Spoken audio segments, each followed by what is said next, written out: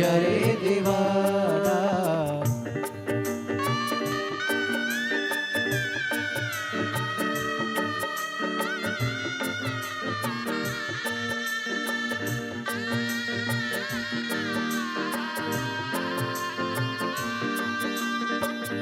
झूठी है दुनिया, झूठे सारे मीत रे, झूठी है प्रीतियाँ, झूठे सारे रीत रे। देख मेरे मनवा, देख मेरे मनवा, जल मेरा ना, गुरु के भजन में हो जाए दीवाना, गुरु के भजन में हो जाए दीवाना। बोलिए गुरुदेव भगवान की जय। जय श्री राधे। सभी भक्तों को हर हर महादेव सदा जय श्री कृष्णा। श्री शिवाय नमस्तोभ्यम। पूज्य गुरुदेव का आगमन हो चुका है। गुरुदेव व्यासपीठ पर मंचासीन हो चुके हैं। आप सबकी तरफ से व्यासपीठ को नमन करते हुए हम सबके प्रिय, हम सबके लाडले ठाकुर कल्लू जी महाराज के चरणों में नमन करते हुए परम सत्य परम आदरणीय विश्व विख्यात पूज्य गुरुदेव के पावन चरणों को नमन करते हुए और आप सभी शिव भक्तों के चरणों में नमन करते हुए सुंदर आज कथा के हम सभी दूसरे दिवस में प्रवेश करेंगे। उससे पहले स्वागत का क्रम रहेगा। पूज्य गुरुदेव के स्वागत करने के लिए और पूज्य गुरुदेव से आशीर्वाद प्राप्त करने के लिए जिन भक्तों के नाम मंच से लिए जाएंगे वे अति शीघ्र मंच पर पधारे। श्री संपत लाल जी बाफना बड़े ही आदर और सम्मान से मंच पर पधारे। श्री नरेंद्र जी बाफना, श्री प्रशांत जी बाफना, श्री नितिन जी ओस्तवाल, श्री विजय जी ओस्तवाल, श्री ललित जी ओस्तवाल, श्री हर्षद जी ओस्तवाल, श्री नितिन जी नवलखा, श्री भाऊ साहेब काका जी ठोंबरे, डॉक्टर दिनेश भाऊ जी परदेसी, श्री अंबादास जी घाटे, श्री ऋषिकेश प्रदीप जी जयसपाल बड़े ही आदर और सम्मान से मंच पे पधारे और पूज्य गुरुदेव से आशीर्वाद प्राप्त करें। आज कथा के हम सभी दूसरे दिवस पे प्रवेश करेंगे। स्वागत का क्रम ये निरंतर सुचारू रूप से चालू है और आप सभी को ज्ञात है कि किस प्रकार से सेवा का क्रम श्री विठले सेवा समिति के सानिध्य में पूज्य गुरुदेव के सानिध्य में सुचारू रूप से चलता है। विश्व की सबसे बड़ी और भव्य भोजनशालाओं में से एक कुबेर भंडारी की भोजनशाला जो कि नियमित रूप से सुचारू रूप से चलती है, जिसमें लाखों सैकड़ों हजारों भक्त भोजन भंडारे का आनंद लेकर अपने जीवन को कृतार्थ में करते हैं, आनंद में करते हैं। आप सभी को ज्ञात है कि किस प्रकार से आप भी इस भव्य भोजनशाला की सदस्यता ग्रहण कर सकते हैं। मात्र 21,000 रुपए की राशि आपको एक बार समर्पित करना है और जीवन पर्यंत तक इसकी सदस्यता आप ग्रहण कर सकते हैं। साथ में साल में एक दिन आपके नाम से भी भोजन भंडारा कराया जाएगा और यही क्रम बदल बदल के सुचारू रूप से चलता है। साथ में आप सभी को ज्ञात है प्राथमिक उपचार केंद्र जो कि पूज्य गुरुदेव के सानिध्य में विगत कई वर्षों से निशुल्क रूप से चलता आ रहा है, जिसमें दवाई गोली भी निशुल्क रूप से वितरण की जाती है। साथ में समय समय अनुसार स्वास्थ्य शिविर निशुल्क रूप से लगाए जाते हैं, जिसका किसी भी प्रकार का कोई शुल्क नहीं लिया जाता है, ताकि के भक्त अपने स्वास्थ्य संबंधी जानकारी बड़े ही आराम से प्राप्त कर सके। साथ में आप सभी को ज्ञात है 2 एम्बुलेंस भक्तों की सुविधा के लिए 24 घंटे उपलब्ध रहती है और एक और भव्य हॉस्पिटल का निर्माण कार्य चालू है। कुछ ही दिनों में ये भव्य हॉस्पिटल भी बनकर तैयार हो जाएगा, जिससे किसी भी प्रकार की कोई दिक्कत परेशानी भक्तों को ना हो। ऐसा सुंदर भव्य हॉस्पिटल का निर्माण कार्य सुचारू रूप से चल रहा है। साथ में आप सभी को ज्ञात है जो 251 कमरों की भव्य विशाल धर्मशाला बनने जा रही है, जिसका निर्माण कार्य चल रहा है। इसको आगे बढ़ाते हुए 100 कमरों का और इजाफा करते हुए 351 कमरों की यह भव्य विशाल धर्मशाला बनेगी, जिसके अंतर्गत लगभग 15 से 16 बड़े बड़े हॉल भी बनाए जाएंगे, ताकि के भक्तों को रुकने की किसी भी प्रकार की कोई दिक्कत परेशानी ना हो। साथ में आप सभी को ज्ञात है कि पूज्य गुरुदेव ने एक और संकल्प बड़ा ही सुंदर लिया है कि जो भी कन्या विवाह वहां पर प्रतिदिन करे जाएंगे, ये निशुल्क रूप से करे जाएंगे। इस धर्मशाला के अंतर्गत धर्मशाला जब बनकर तैयार हो जाएगी। निःशुल्क रूप से कन्या विवाह करे जाएंगे। उनके जो भी बाराती और जो भी लड़की पक्ष के और लड़के पक्ष के लोग रहेंगे, उनके रुकने की और भोजन की व्यवस्था निःशुल्क रहेगी। उनके कन्यादान की व्यवस्था पूज्य गुरुदेव द्वारा करी जाएगी और प्रतिदिन ये विवाह का क्रम रहेगा। आपको किसी विशेष तारीख के लिए या विशेष मुहूर्त के लिए, विशेष दिन के लिए रुकने की आवश्यकता नहीं है। आपके मुहूर्त के हिसाब से जब भी आपकी तारीख शादी की फिक्स होती है, तब आप कुबेर भंडारी की पावन धरा पर आकर अपना नाम लिखवा सकते हैं और उस दिन आपको सारी तैयारी मिलेगी। गौ माता की सेवा जो निरंतर सुचारू रूप से चलती है, 2 गौशालाओं का और निर्माण कार्य पूज्य गुरुदेव के सानिध्य में चल रहा है, जिस पे गोवंश बढ़ता है तो उनको रखने की और सुंदर और अच्छी व्यवस्था हो सके, इसलिए 2 गौशालाओं का निर्माण कार्य सुचारू रूप से चल रहा है। साथ में आप सभी को ज्ञात है, पूज्य गुरुदेव ने एक संकल्प लिया है, सभी सनातन धर्म को मानने वाले लोगों के गले में रुद्राक्ष हो, सभी सनातन धर्म के मानने वाले लोगों के घर के मंदिर में रुद्राक्ष हो, और ये रुद्राक्ष का जल भोलेनाथ पर चढ़ाकर रुद्राक्ष का जल वो ग्रहण कर कर स्वतः ही जान सकते हैं रुद्राक्ष का महत्व, कि हमारे सनातन धर्म में रुद्राक्ष का कितना महत्व है, ये हम स्वयं जान सकते हैं स्वयं। इसलिए पूज्य गुरुदेव द्वारा निःशुल्क रुद्राक्ष वितरण कुबेर भंडारी की पावन धरा पर प्रतिदिन किए जाते हैं। सुबह 10 बजे से शाम को 5 बजे तक किसी भी प्रकार का शुल्क रुद्राक्ष वितरण का नहीं लिया जाता है। साथ में रुद्राक्ष ना ही कोरियर किए जाते हैं और ना ही किसी के हाथ के किसी के द्वारा भेजे जाते हैं। आपको स्वयं ही कुबेर भंडारी की पावन धरा पर आकर लाइन में लगकर ये रुद्राक्ष बड़े ही आराम से प्राप्त कर सकते हैं और अपने जीवन को कृतार्थ में कर सकते हैं। ऐसे सेवा के सारे प्रकल्प पूज्य गुरुदेव के सानिध्य में निरंतर निःशुल्क रूप से चलते हैं। आप भी इन प्रकल्पों में जुड़ सकते हैं, आप भी कंधे से कंधा मिलाकर चल सकते हैं, आप भी ये सेवा का कार्य कर सकते हैं अपने घर बैठे। टीवी स्क्रीन पर जो श्री विठले सेवा समिति का 2 अकाउंट नंबर एक्सिस बैंक का और सेंट्रल बैंक ऑफ इंडिया का चल रहा है, दोनों में से किसी भी अकाउंट में अपनी स्वर्ण राशि जमा कर अपना नाम व्हाट्सएप पर भेज सकते हैं। आइए, जिन दानदाताओं ने, जिन भामाशाहों ने मंदिर, गौशाला, वृद्धाश्रम, अन्य क्षेत्र में अपनी स्वर्ण राशि प्रदान करी, उन सभी पावनशाली पुण्यशाली दानदाताओं के नाम श्रीमती मीना पुरी जी, नागपुर महाराष्ट्र से सुंदर 501 रुपए की स्वर्ण राशि आपने बाबा कुबेरेश्वर धाम हेतु समर्पित की, बहुत बहुत बधाई। सुंदर विचार आपके 14 स्वर्ण राशि आपने समर्पित की।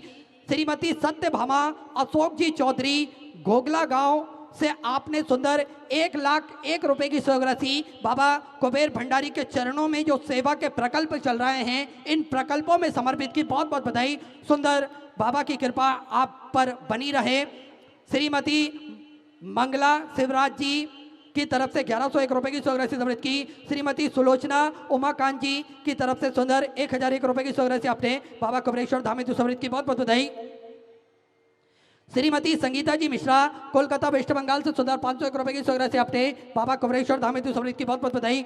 श्री योगेश साहेब जी की तरफ से महेंद्रगढ़ से सुंदर 501 रुपए की स्वर्ण राशि आपने समर्पित की। महेश जी परमार, मुंबई महाराष्ट्र से सुंदर 1001 रुपए झोली। शालिनी जी सक्सेना, मथुरा उत्तर प्रदेश से सुंदर 501 रुपए की स्वर्ण राशि आपने समर्पित की। नरेंद्र जी धीमान की तरफ से कांगड़ा हिमाचल प्रदेश से सुंदर 1551 रुपए की स्वर्ण राशि आपने समर्पित की। महेश अंजू जी पंत की तरफ से देहरादून उत्तराखंड से सुंदर 551 रुपए नवीन। सीमा जी श्रीवास्तव की तरफ से आजमगढ़ उत्तर प्रदेश से 1001 रुपए। देवनाथ जी पांडे की तरफ से कोलकाता वेस्ट बंगाल से सुंदर 500 रुपए। कुसुम विजय शंकर जी तिवारी की तरफ से छत्तीसगढ़ से सुंदर 21,000 रुपए की स्वर्ण राशि देकर आजीवन भोजन भंडार की संस्था ग्रहण करी, सुनहरे अक्षरों में अपना नामांकित कराया, बहुत बहुत बधाई। विचार आपके 14 स्वर्ण राशि आपने समर्पित की। नीलम देवी जी अतरे की तरफ से मीठापुर से सुंदर 501 रुपए की स्वर्ण राशि आपने समर्पित की। प्रमोद जी पांड्या की तरफ से लखनऊ उत्तर प्रदेश से 501 रुपए। उमा जी गरेवाल की तरफ से बिलासपुर छत्तीसगढ़ से सुंदर 1501 रुपए। मनोज कुमार जी उपाध्याय की तरफ से मोदी नगर से सुंदर 1000 रुपए। मुद्रिका प्रसाद जी यादव की तरफ से जांजगीर छत्तीसगढ़ से सुंदर 500 रुपए। स्वतः आशीष जी खंडेलवाल की तरफ से जयपुर राजस्थान सुंदर 1101 रुपए की स्वर्ण राशि आपने समर्पित की। मीनाक्षी संतोष जी यादव की तरफ से नागपुर महाराष्ट्र से 500 रुपए। श्रीमती हेमलता जी की तरफ से हेमलता जी सिरमौर की तरफ से 14,500 रुपए की स्वर्ण राशि आपने समर्पित की। गुप्तधन में 5,001 रुपए की स्वर्ण राशि आपने बाबा कुबेरेश्वर धाम हेतु समर्पित की, बहुत बहुत बधाई। चुनाव विचार आपके 14 स्वर्ण राशि आपने समर्पित की। श्री जगदीश जी मीणा भीलवाड़ा राजस्थान से 500 रुपए। श्रीमती श्यामा देवी जी की तरफ से कुशीनगर उत्तर प्रदेश से 500 रुपए। संजय जी राठौड़ की तरफ से अलीराजपुर पूर्व मध्य प्रदेश से 14,500 रुपए। ऊषाबेन राजा राम जी महावर की तरफ से अहमदाबाद गुजरात से 14,500 रुपए। सरज जी वर्मा इटावा उत्तर प्रदेश से 1100 रुपए की सौगात से आपके की। जसवीर सिंह जी की तरफ से कुरुक्षेत्र हरियाणा 14,500 रुपए। अनीता सुनील जी यादव की तरफ से लखनऊ उत्तर प्रदेश से 14,500 रुपए की सौगात से आपके की। तनु कौशल जी गुप्ता की तरफ से आगरा उत्तर प्रदेश से 14,500 रुपए। संध्या सोमनाथ जी सरले की तरफ से पुणे महाराष्ट्र से 1,001 रुपए की सौगात से आपके की। महेंद्र सिंह जी शेखावत की तरफ से जयपुर राजस्थान से 14,500 रुपए। खिलवन रजनी जी साहू की तरफ से छत्तीसगढ़ से 14,500 रुपए। अनुराधा जी श्रीवास्तव की तरफ से कुशीनगर उत्तर प्रदेश से 500 रुपए। शोभा दत्त गीता देवी जी की तरफ से दरभंगा बिहार से 14,500 रुपए। गुप्तधन में पंचकुला हरियाणा 14,000 रुपए। भवन रघुनाथ जी मिसल की तरफ से पुणे महाराष्ट्र से 14,500 रुपए। राज कुमार जी अटरी की तरफ से सालून हिमाचल प्रदेश से 14,100 रुपए। श्रीमती संगीता देवी जी की तरफ से गोरखपुर उत्तर प्रदेश से 500 रुपए। सत्यनारायण जी घटी की तरफ से न्यू दिल्ली से सुंदर 500 रुपए की सौगात से आपके की। सल्ला जी मधुकर की तरफ से यवतमाल महाराष्ट्र से 14,100 रुपए। दीपक जी मिश्रा की तरफ से पंजाब से 14,500 रुपए की सौगात से आपके की। सचिन दीपक जी नागर की तरफ से गंगापुर से सुंदर 21,000 रुपए की सौगात से देकर आजीवन मुझे बड़ा सकता ग्रहण करी। सुनहरे अक्षरों में अपना नामांकित करा। बहुत बहुत बधाई। सुधा विचार आपके 14 सौगात आपने समर्पित की।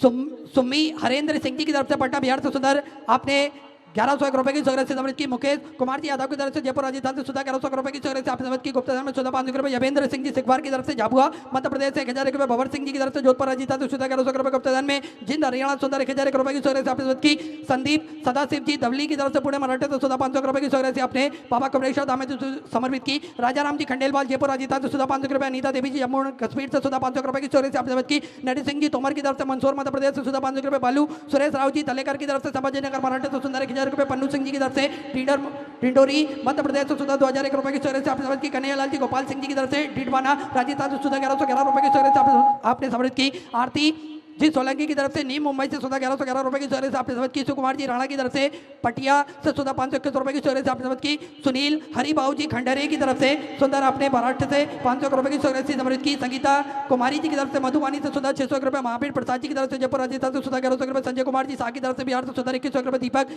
जी सरस्वत की तरफ से नागौर राजस्थान से 1100 रुपए। आनंद जी तिवारी की तरफ से सूरत गुजरात से 1,000 रुपए। विनोद शिव भक्त की तरफ से चूरू राजस्थान से 14,500 रुपए। सुनीता जीतपाल सिंह जी तोमर की तरफ से दिल्ली से 14,500 रुपए। श्रीमती संतोष कुमारी जी की तरफ से कांगड़ा हिमाचल प्रदेश से 1,000 रुपए। भेजू प्रसाद सिंह जी की तरफ से पट्टा बिहार से 2,051 रुपए की सौगात से आपने समर्पित की। सभी दानदाताओं को मैं हृदय की अनंत गहराई से नमन करता हूं, दंडवत करता हूं, प्रणाम करता हूं। सुंदर सौगात से आपने समर्पित की। जो भक्त अपनी सौगात मंदिर गौशाला वृद्धाश्रम अन्य क्षेत्र बाबा कमलेश्वर धाम में तो समर्पित करना चाहते हैं वे टीवी स्क्रीन पर श्री विश्लेष सेवा समिति के 2 अकाउंट नंबर एक्सिस बैंक का और सेंट्रल बैंक ऑफ इंडिया का चल रहा है। दोनों में से किसी भी अकाउंट में अपनी सौगात जमा कर अपना नाम व्हाट्सएप पर भेज सकते हैं। आइए सीधे व्यासपीठ की शरण में चलते हैं। पूज्य गुरुदेव के सानिध्य में हम सभी आज दूसरे दिवस की कथा श्रवण करेंगे। जय जय श्री राधे, हर हर महादेव, श्री शिवाय नमस्तुभ्यं।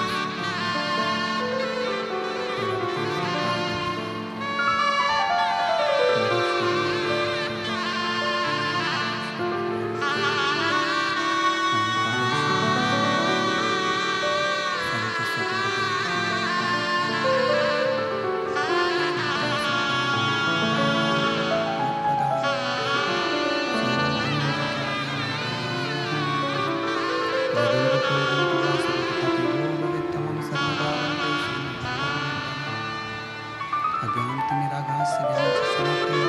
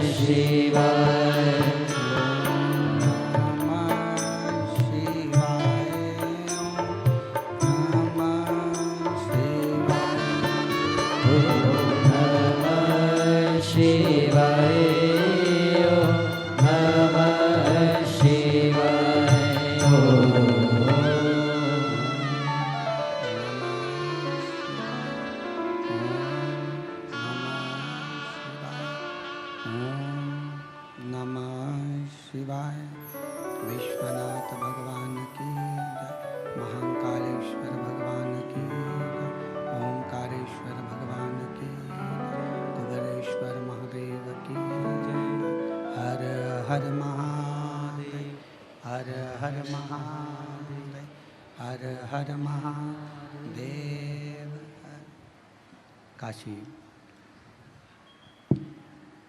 विश्वनाथ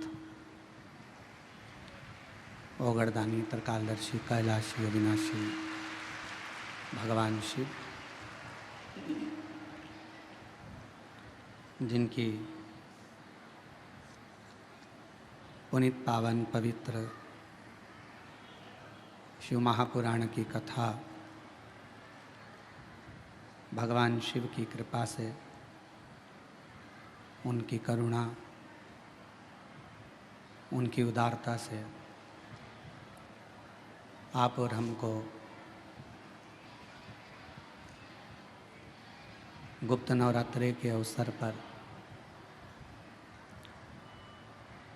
बेजापुर महाराष्ट्र की यह पवित्र धरा पर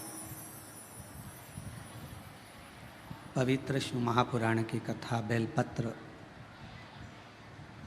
शिव महापुराण की कथा श्रवण करने का सौभाग्य प्राप्त हुआ है। कथा के मुख्य यजमान श्री जीवनलाल रविंद्र कुमार जी संचेती, श्री विशाल जी संचेती परिवार बेजापुर महाराष्ट्र। एक बार यजमान परिवार के लिए जोरदार ताली बजाकर उनका स्वागत, वंदन, अभिनंदन। जिन्होंने इस पवित्र पावन शिव महापुराण की कथा को संपूर्ण विश्व के कल्याण के लिए आयोजित किया है। और तेरी कृपा बिना न हिले एक भी अणु, लेते श्वास तेरी कृपा से तनु, बखान क्या करूं मैं राखों के ढेर का, चपटी बहुत में है खजाना कुबेर का। गंगाधार मुक्ति द्वार ओमकार तू, भोले ओमकार तू, आयो शरण तिहारी शंभो तारकार तू। भगवान शिव की करुणा, उनकी उदारता, उनकी कृपा से ये पवित्र पावन शिव कथा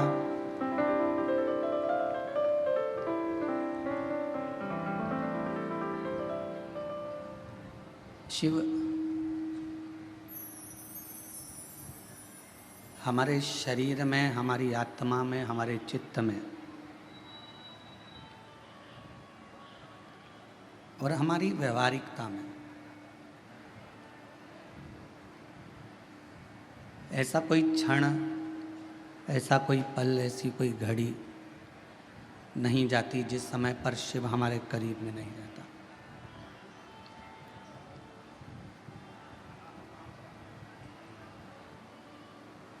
आज भगवान श्री जगन्नाथ जी की रथ यात्रा है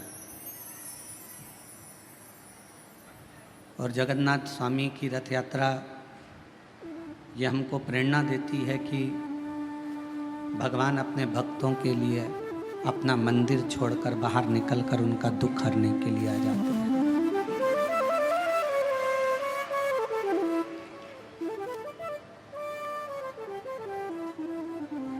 केवल एक सनातन धर्म, एक ऐसा सनातन धर्म, एक ऐसा धर्म है जिस सनातन धर्म के अंदर एक विश्वास का प्रतीक भगवान को माना जाता है।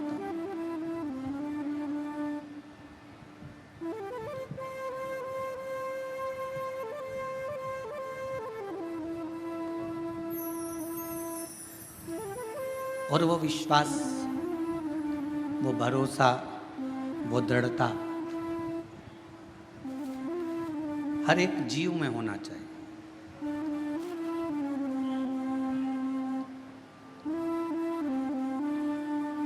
जितना जितना भरोसा, जितनी जितनी दृढ़ता, जितना जितना विश्वास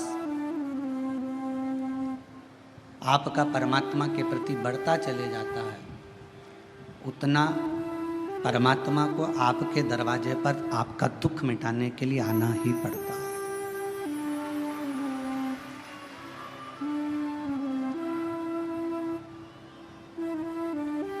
और ये विश्वास, ये भरोसा पीछे के बाद, ये विश्वास, ये भरोसा, ये दृढ़ता आपको परमात्मा के करीब में लेकर जाती है, भगवान के पास, उसके करीब तक ले जाने का कार्य आपका विश्वास करता है। पर कई बार देखा जाता है कि वो भरोसा, वो विश्वास कुछ देर तो रहता है, पर कुछ देर के बाद डिग जाता है।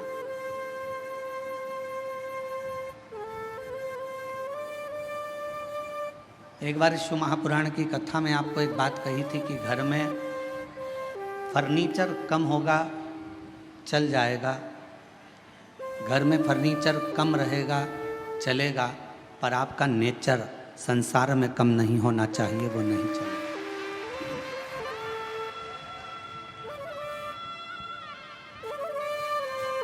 थोड़ा सोफा सेट कम होगा चलेगा,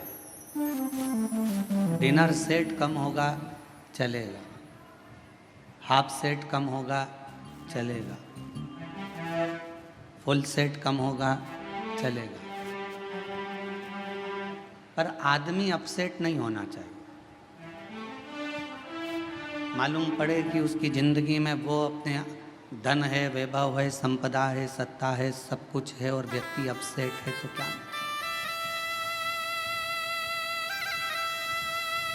क्या करोगे उस धन का, उस दौलत का, इस संपदा का, उस सत्ता का, कि जिसमें व्यक्ति का माइंड ही सेट नहीं, मन ही सेट नहीं।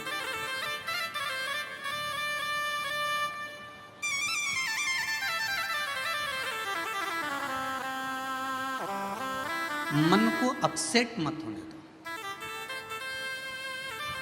जब मन थोड़ा सा भी डोले, जब मन थोड़ा सा भी विचलित हो, या मन थोड़ा सा भी इधर उधर जाए, इस मन को शिव तक लेकर चलो।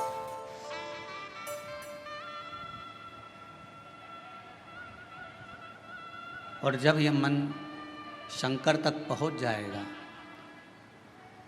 कि मैंने तेरे ही भरोसे बाबा, तेरे ही भरोसे हवा विच उड़ती जावांगी, बाबा डोर हटो छड़ी ना मैं कटी जावांगी, भोले मैं तेरी कथन शंभो, मैं तेरी कथन हवा विच उड़ती जावांगी, बाबा डोर हटो छड़ी ना मैं कटी जावांगी, भोले मैं तेरी पतन शंभो, मैं तेरी पतन। अगर मन स्थिर नहीं है, मन सेट नहीं है, तो फिर परमात्मा भी करीब में नहीं है। 5 कर्मेंद्री, 5 ज्ञानेंद्री, ये 10 जो इंद्रियां हैं, ये कैसे भी संयम में आ सकती है। 5 कर्मेंद्री को भी संयम में लिया जा सकता है, 5 ज्ञानेंद्री को भी संयम में लिया जा सकता है। 10 इंद्रियों को संयम में लेना सरल है, पर 11वें नंबर की जो इंद्री है मन, इसको संयम में लेना कठिन है। ये 11वें नंबर की जो इंद्री है, ये संयम में नहीं रह पाती, इतनी विचलित। आप आए हो कथा सुनने के लिए, बहुत दूर दूर से आए हो। हम जब आ रहे थे तो हमने देखा कि जितनी भी रोड है और जितनी भी कॉलोनियाँ हैं, आप लोगों की गाड़ियों से भरी पड़ी हुई है। लाखों की संख्या में आप यहाँ पहुँचे हो। पंडालों में पांव रखने की जगह नहीं है। आज कथा का दूसरा दिवस, ये स्थिति है, तो 7 दिन में क्या होगा ये तो भोलेनाथ जी ही जाने।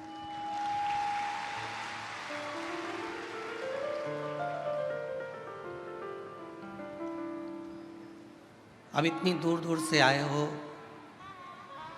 मोटरसाइकिल वाला मोटरसाइकिल चला रहा होगा, पति गाड़ी चला रहा होगा, तुम पीछे बैठी होगी, हमारा जीजा गाड़ी चला रहा होगा, जीजी पीछे बैठी होगी, तो कंधे पर हाथ रख कर बोल रही होगी धीरे चलाओ कीचड़ हो रहा है।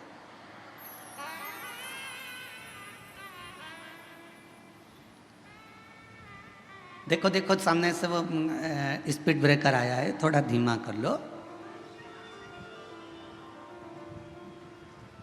पति बोला 15 साल से मैं गाड़ी चला रहा हूं और तुझे गाड़ी पर ले लेकर गया हूं, तू फिर भी मुझ पर शंका करती है। पत्नी बोली मेरे जब शादी कर कर आई थी 15 साल पहले, तुम मुझे गाड़ी पर लेकर गए थे, 3 जगह गटर में पटका था।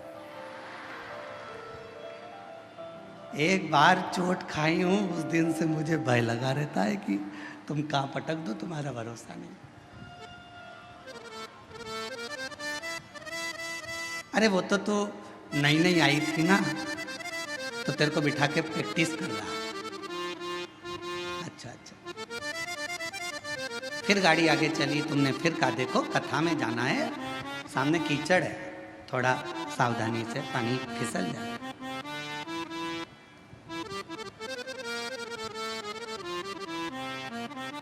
ड्राइवर गाड़ी चला रहा है, तुम बाजू में बैठी हो और फिर कह रही हो ए भाई थोड़ा हौले हौले चला।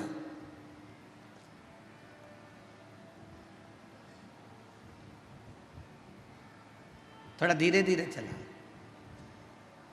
और अगर कहीं जाना है, बहुत जरूरी काम है, तो लो कर लो कर लो कर लो कर, थोड़ा थोड़ा तेज तेज चला, लो कर, थोड़ा चला तेज चला तेज। पर तुम कह रही हो कि थोड़ा आराम से चलो, देख कर चलो, सावधानी से चलो, उस ड्राइवर को तुम साध रही हो। पति गाड़ी चला रहा है तो तुम बार बार बोल रही हो थोड़ा धीमे चलाओ, साध रही हो। शिव पुराण यही कहती है 5 कर्मेंद्री 5 ज्ञानेंद्री ये संयम में हो सकती है, पर ये मन रूपी जो इंद्री है ना, इसको हर आधे या 1 घंटे में बोलना पड़ता है, थोड़ा संयम में रहे। कथा में बैठे हो, मन कोई निकल कर गया, तुम्हारा मन फिर वहाँ चले जाएगा। किसी ने उधर से आवाज़ लगाई, तुम उधर देखने लगोगे। कोई चिल्लाया, तुमने उधर देखा। किसी ने कुछ बोला, तुमने उधर देखा। मन को फिर खींचा, कथा में लग जा, आराम से, ध्यान से। गाड़ी वाले को जैसे बार बार बोलती हो, वैसे अपने मन को भी थोड़ा संयम करने का प्रयास करो। 3 घंटे की कथा में, ये कथा में मन लग जाए।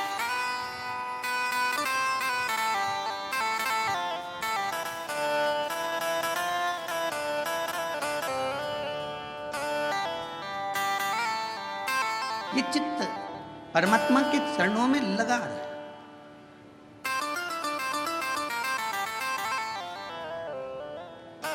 कल एक बहन जी ने प्रश्न लिखकर भेजा था, पत्र हम लेकर नहीं आए। उसमें उन्होंने एक पत्र में प्रश्न किया था कि सावन में जो सोमवार होते हैं, सावन में जो शिवरात्रि आती है, आप 12 महीने की शिवरात्रि पर ऑनलाइन पूजन नहीं कराते, केवल श्रावण महीने की शिवरात्रि पर ऑनलाइन पूजन कराते हो। ऐसा सावन की शिवरात्रि में या सावन के सोमवार में ऐसा क्या रहता है?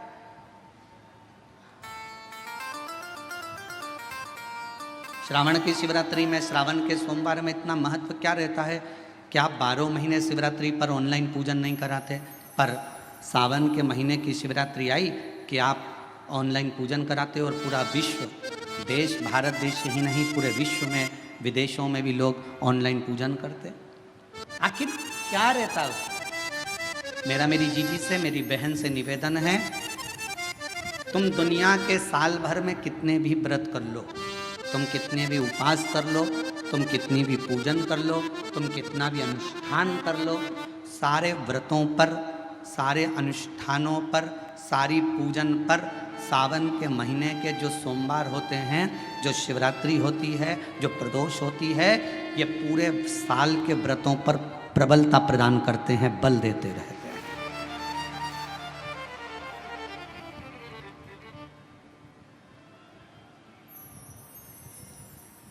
पर निवेदन है, सावन के सोमवार का व्रत करो, पर ऐसा व्रत मत करना कि तुम्हारे व्रत करने से परमात्मा को भी टेंशन हो जाए।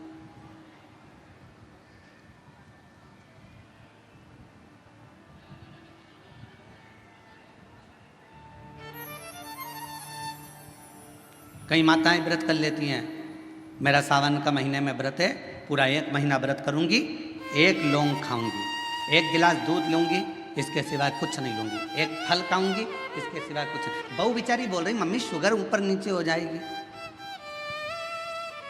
तुम्हारा बीपी ऊंचा नीचा हो जाएगा, तुम तो खाओ पियो।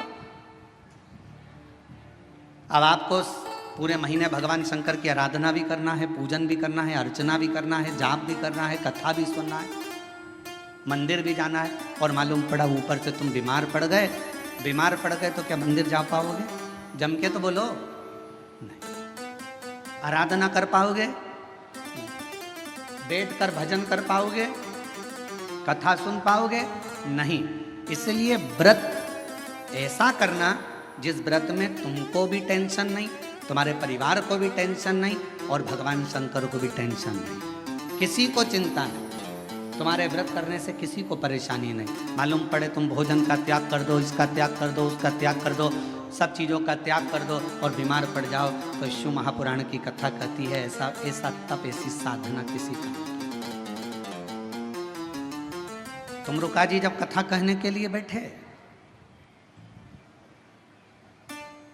चंचुला देवी ने तुमरुका जी से एक प्रश्न किया कि कथा सुनने का नियम क्या है?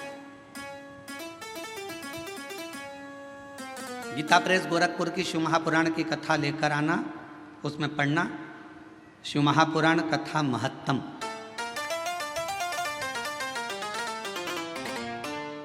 कथा को सुनने का नियम क्या है, यह भागवत में भी पूछा गया। परीक्षित ने सुखदेव जी महाराज से पूछा था कथा सुनने का नियम क्या है। शिव पुराण में चंचुला देवी तुमरुका जी से पूछ रही हैं कि कथा सुनने का नियम क्या है,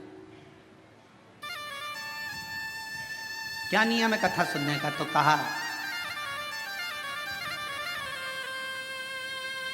एक समय फलहार करो, शिव महापुराण की कथा को श्रवण करो,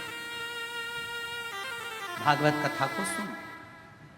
इतना ना बने, एक समय फलहार करो, दूसरे समय भोजन करो, और शिव महापुराण की कथा को जरूर सुनो।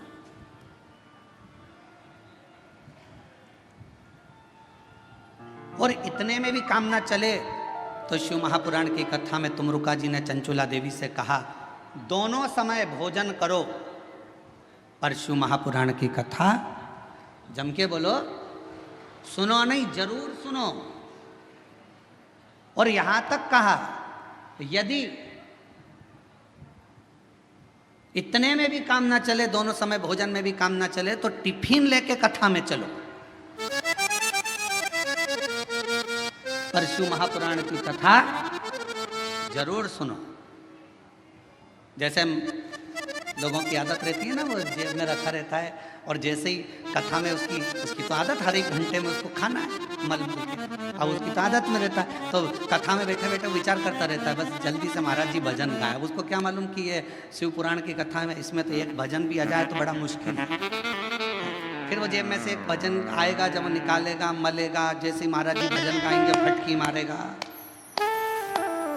और जैसे ही महाराज जी कहेंगे हारा हारा, उतनी देर में तो उसने गया।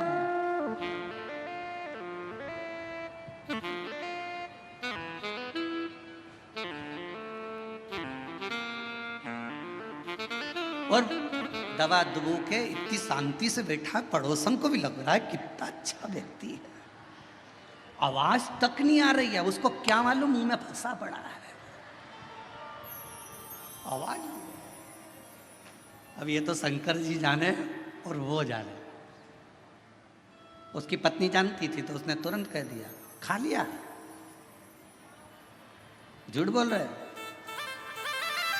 खाओ मेरी कसम। कथा चली रही है और दोनों एक दूसरे की कसम खा रहे हैं।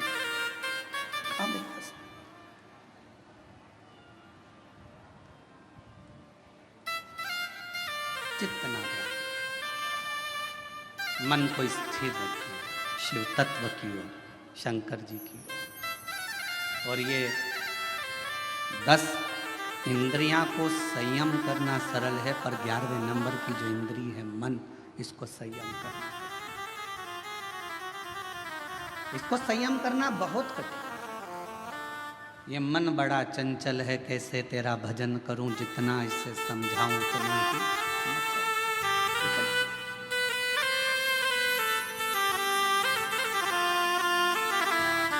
भोले तेरे चरणों की शंभो तेरे चरणों की घर धूले जो मिल जाए बाबा तेरे चरणों की घर धूले जो मिल जाए सच कहता हूँ सच कहता हूँ भोले तकदीर बदल जाए बाबा तेरे चरणों की शंभो तेरे चरणों की। इस मन को संयमित करना ये दुनिया का सबसे कठिन, बहुत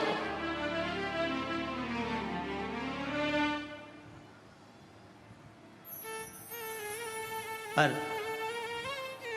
तुलसी बाबा ने रामचरितमानस में लिखा कि मन की स्थिरता शिव से मिलाती है। और हम शिव महापुराण की कथा के माध्यम से कहना चाहते हैं, अगर मन को स्थिर करना है तो जिंदगी में एक बार शिव महापुराण की कथा को पंडाल में बैठकर सुनो। मन की स्थिरता कैसी होती है वो समझ में। मन की स्थिरता किसको कहते हैं? अभी 10 तारीख को गुरु पूर्णिमा आएगी। सीहोर में भी 5 तारीख से 9 तारीख तक गुरु पूर्णिमा के अवसर पर 5 दिवसीय गुरु महिमा शिव महापुराण की कथा हो। पूरा विश्व, पूरा देश गुरु बनाने की एक होड़ में रहेगा। गुरु मंत्र लेना है, गुरु मंत्र लेना है। कोई कहीं गुरु को, कोई कहीं गुरु को ढूंढेगा। पर शिव महापुराण की कथा कहती है, अगर जिंदगी में गुरु बनाना तो शिव जैसा कोई गुरु बनाना। शिव जैसा गुरु क्यों? बीमार था चंद्र, ससुर ने श्राप दिया था चंद्रदेव को कि तेरे को काया का रोग हो जाएगा। और चंद्र की काया धीरे धीरे टपकने लगी, काया खराब होने लगी, पूरी काया बेकार होने लगी। और जब काया पूरी बेकार हो गई, एकदम दुर्बल सा चंद्रमा हो गया। तब चंद्रमा आखिरी में पूरा गलने ही वाला था। तब भगवान शंकर की आराधना करी। चंद्र को शिवजी ने अपने मस्तक पर धारण कर लिया, अपने पास में रख लिया। गुरु कैसा बनाना? शंकर जैसा कोई गुरु मिले जो ये ना देखे कि आप धनपति हो, करोड़पति हो कि रोड़पति हो, आप गरीब हो कि अमीर हो, आप ब्राह्मण हो, क्षत्रिय हो, वैश्य हो कि शूद्र हो। गुरु की दृष्टि में यह नहीं होना चाहिए। गुरु की दृष्टि में यह नहीं देखा जाता कि आप ब्राह्मण हो कि क्षत्रिय हो कि वैश्य हो कि शूद्र हो। गुरु तो गुरु होता है। मेरे शंकर भगवान ने चंद्र को भी अपने पास में रखा, मेरे शंकर भगवान ने राहु को भी अपने पास में रखा, मेरे शंकर भगवान ने केतु को भी अपने पास में रखा, मेरे शंकर भगवान ने 9 ग्रह अपने पास में रखे। और मेरे शंकर भगवान ने जब भुजंग सांप, जिसको दुनिया का कोई व्यक्ति अपने पास में नहीं रखता, कौन होगा जो अपने घर में सांप को रखेगा? कोई सांप को अपने पास नहीं रखता। मेरे शंकर भगवान ने उस भुजंग सांप को भी अपने पास रखा। कौन होगा जो भूत प्रेत डाकनी पिशाचनी पिशाचों को अपने पास रखता होगा? जिसकी भाषा तक कोई नहीं जानता, जिसके बोलने का तरीका कोई नहीं जानता। भगवान 33 कोटि देवता में कोई देवता ऐसे नहीं थे जो भूत और प्रेत को अपने पास में रख लें, डाकनी पिशाचनी को अपने पास रख लें और भूत प्रेत को अपने पास रख लें। कौन रखे? उनकी आवाज़ नहीं पहचानते, कभी वो चिल्ला देते, कभी वो अपशब्द कह देते, कभी ताना दे देते, कभी अड़भंग का काम कर देते।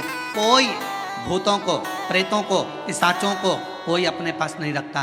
पर शंकर भगवान ने देखा ये कहाँ जाएंगे, कहाँ जाएंगे, और उन्होंने एक बार दिल से शिव जी को पुकार लिया। शंकर भगवान ने कह दिया तुम्हें कहीं जाने की जरूरत नहीं है, तुम मेरे शिष्य बनकर रहना, मेरे पास में रहना।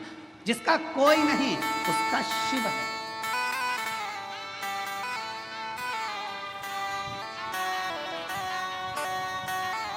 इसलिए पूरी दुनिया में केवल विश्व का एक ही नाथ है और उसका नाम विश्व, जम के बोलो, विश्वनाथ है।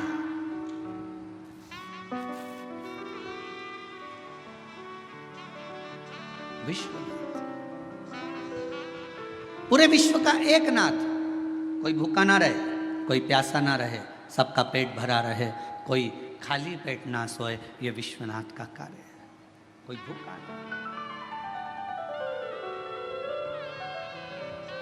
और शंभु शरणे पड़ी मांगो घड़ी रे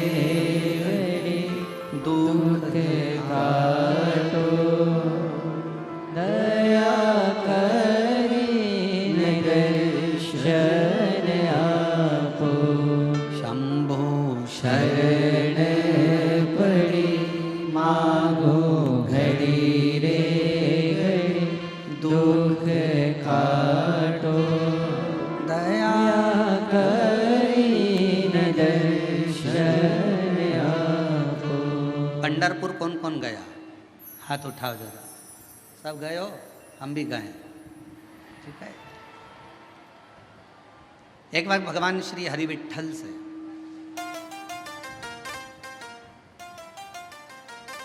पांडुरंगा श्री हरि विट्ठल से संत तुकाराम जी ने पूछा,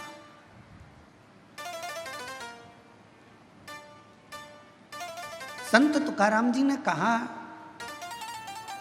हाथ जोड़कर पांडुरंगा के सामने संत तुकाराम जी बैठ गए श्री हरि विट्ठल के सामने। विट्ठल विट्ठल विट्ठल विट्ठल।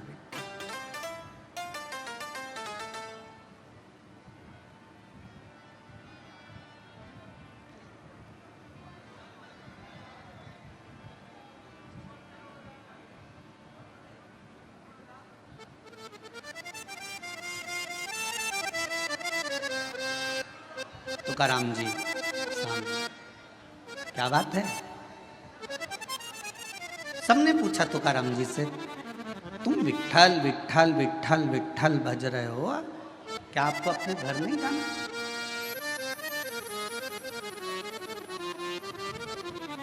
क्या आपको अपने घर नहीं जाना?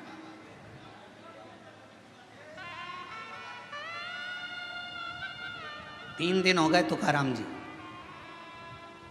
और 3 दिन से संत तुकाराम जी विट्ठल विट्ठल विट्ठल विट्ठल, पांडुरंगा विट्ठल कहने में।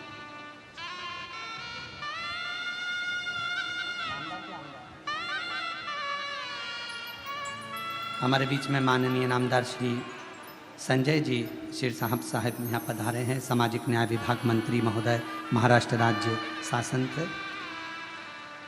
और हमारे बीच में ही माननीय श्री प्रशांत जी बाफना जी, उद्योगपति बेंगलोर से यहाँ पर विराजमान हैं। माननीय श्री राजेंद्र जी जलान जी, जिला प्रमुख शिवसेना, यहाँ विराजमान हैं।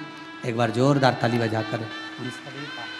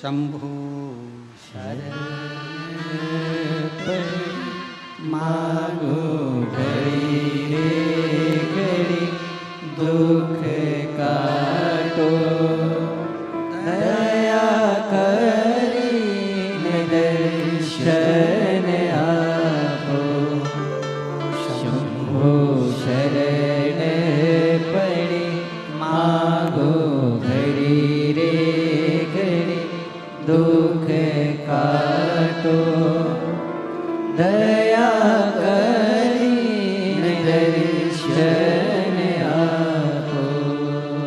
शिव कथा कर रहे हैं, भगवान शंकर का चरित्र का। संत तुकाराम जी 3 दिन से लगातार विठ्ठल विठ्ठल माजा विठ्ठल माजा विठ्ठल विठ्ठल।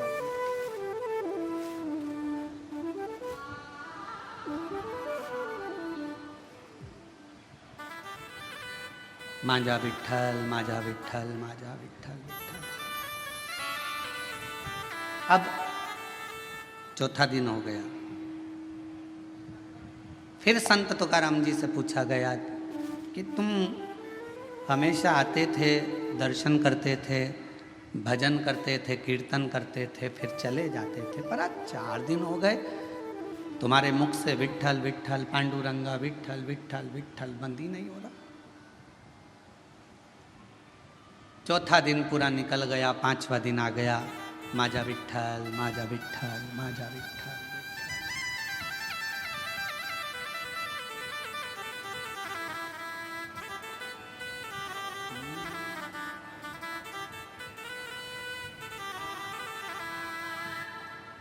माजा विठ्ठल विठ्ठल विठ्ठला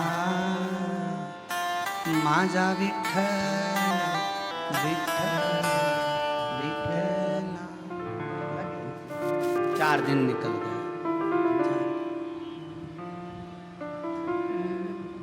5वां दिन आ गया। अब कोई पूछने के लिए नहीं आया। अब संत तुकाराम जी से पूछने के लिए स्वयं हरि विठ्ठल मंदिर छोड़कर बाहर आ गए चौक में। स्वयं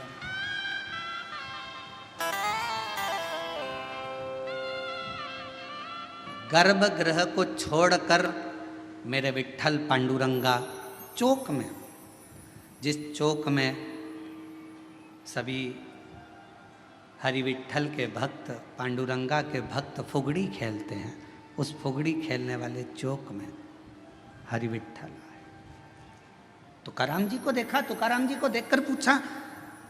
अभी तक लोग पूछ रहे थे कि तुकाराम तुम विठ्ठल विठ्ठल विठ्ठल विठ्ठल पांडुरंगा जप रहे हो, अब स्वयं विठ्ठल आकर खड़े होकर पूछते हैं कि क्या चाहता है, बोल। तुकाराम जी ने कहा मुझे इतना सा पूछना है कि भगवान देवाधिदेव महादेव जब आपसे मिलने के लिए आए तो आपने शंकर भगवान को अपने सिर पर बिठाया, क्यों बिठाया, बस इतना सा पूछना है। हरि विठ्ठल ने कहा शिव को मैंने अपने सिर पर इसलिए बिठाया क्योंकि उन्होंने कामदेव को भस्म कर दिया था और अहंकार का त्याग कर दिया था, तो मेरे सिर पर ना काम है ना अहम है, ना काम है ना अहम है।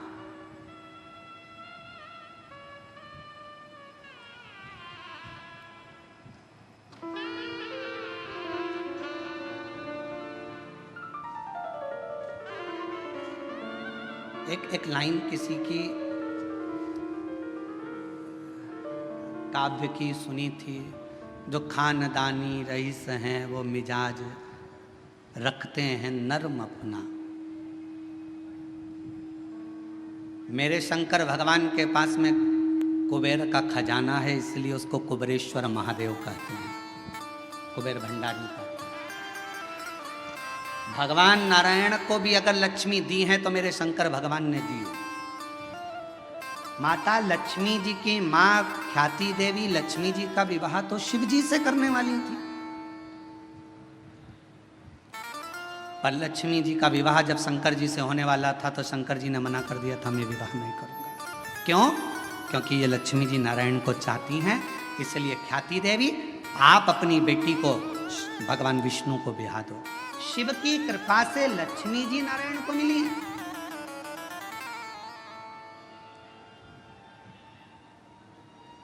और माता लक्ष्मी को भी अगर वैभव दिया है तो मेरे शंकर भगवान ने दिया। कुबेर का भंडार अगर किसी को दिया है तो मेरे शंकर भगवान ने दिया, शिव ने। और शिव की नम्रता, मेरे भगवान शंकर की नम्रता, मेरे शंकर भगवान की शीतलता, करुणा कितनी विचित्र है। कोई आया भंगेड़ी कहकर चले गया, कोई आया गंजेड़ी कहकर चले गया, कोई आया अब शब्द कहकर चले गया, कोई ने कह दिया यह पशुओं का देवता है, इसका नाम पशुपतिनाथ। अगर पशुओं के देवता हैं, पशुपतिनाथ हैं, तो भगवान राम जी को भी रावण से जब युद्ध लड़ना था तो भगवान राम जी ने भी तप कर कर शंकर भगवान से वो पाशुपत्य अस्त्र को प्राप्त किया था।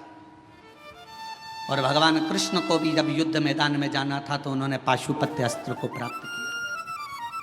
जरा विचार करिएगा, दुनिया के लोगों ने कहा ये पशुओं के देवता हैं, दुनिया के लोगों ने कहा ये भांग पीते हैं, दुनिया के लोगों ने कहा ये गांजा पीते हैं, दुनिया के लोगों ने कहा शिव ऐसे हैं, दुनिया के लोगों ने कहा शंकर ऐसे हैं, दुनिया के लोगों ने उनको अलग कर दिया। शिव बिल्कुल अलग हो गए, अलग सब देवताओं को मानने लगे, पर शंकर के मंदिर बंद से हो गए थे, शिव के मंदिर में जाले लगे रहते थे। पर आज की स्थिति में जब दुनिया की दृष्टि में ये आ गया कि शंकर से बड़ा कोई करुणा सागर नहीं है, तो मंदिर भी खुल गए, द्वार भी खुल गए और शिव का आनंद भी हो गया। बोल बम का नारा है,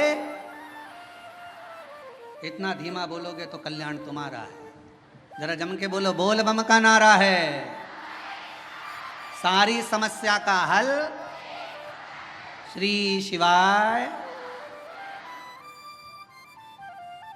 दुनिया की दृष्टि में आ गया कि शिव की नम्रता क्या है, दुनिया की दृष्टि में आ गया शिव की कोमलता क्या है, दुनिया की दृष्टि में आ गया कि शंकर की करुणा क्या है।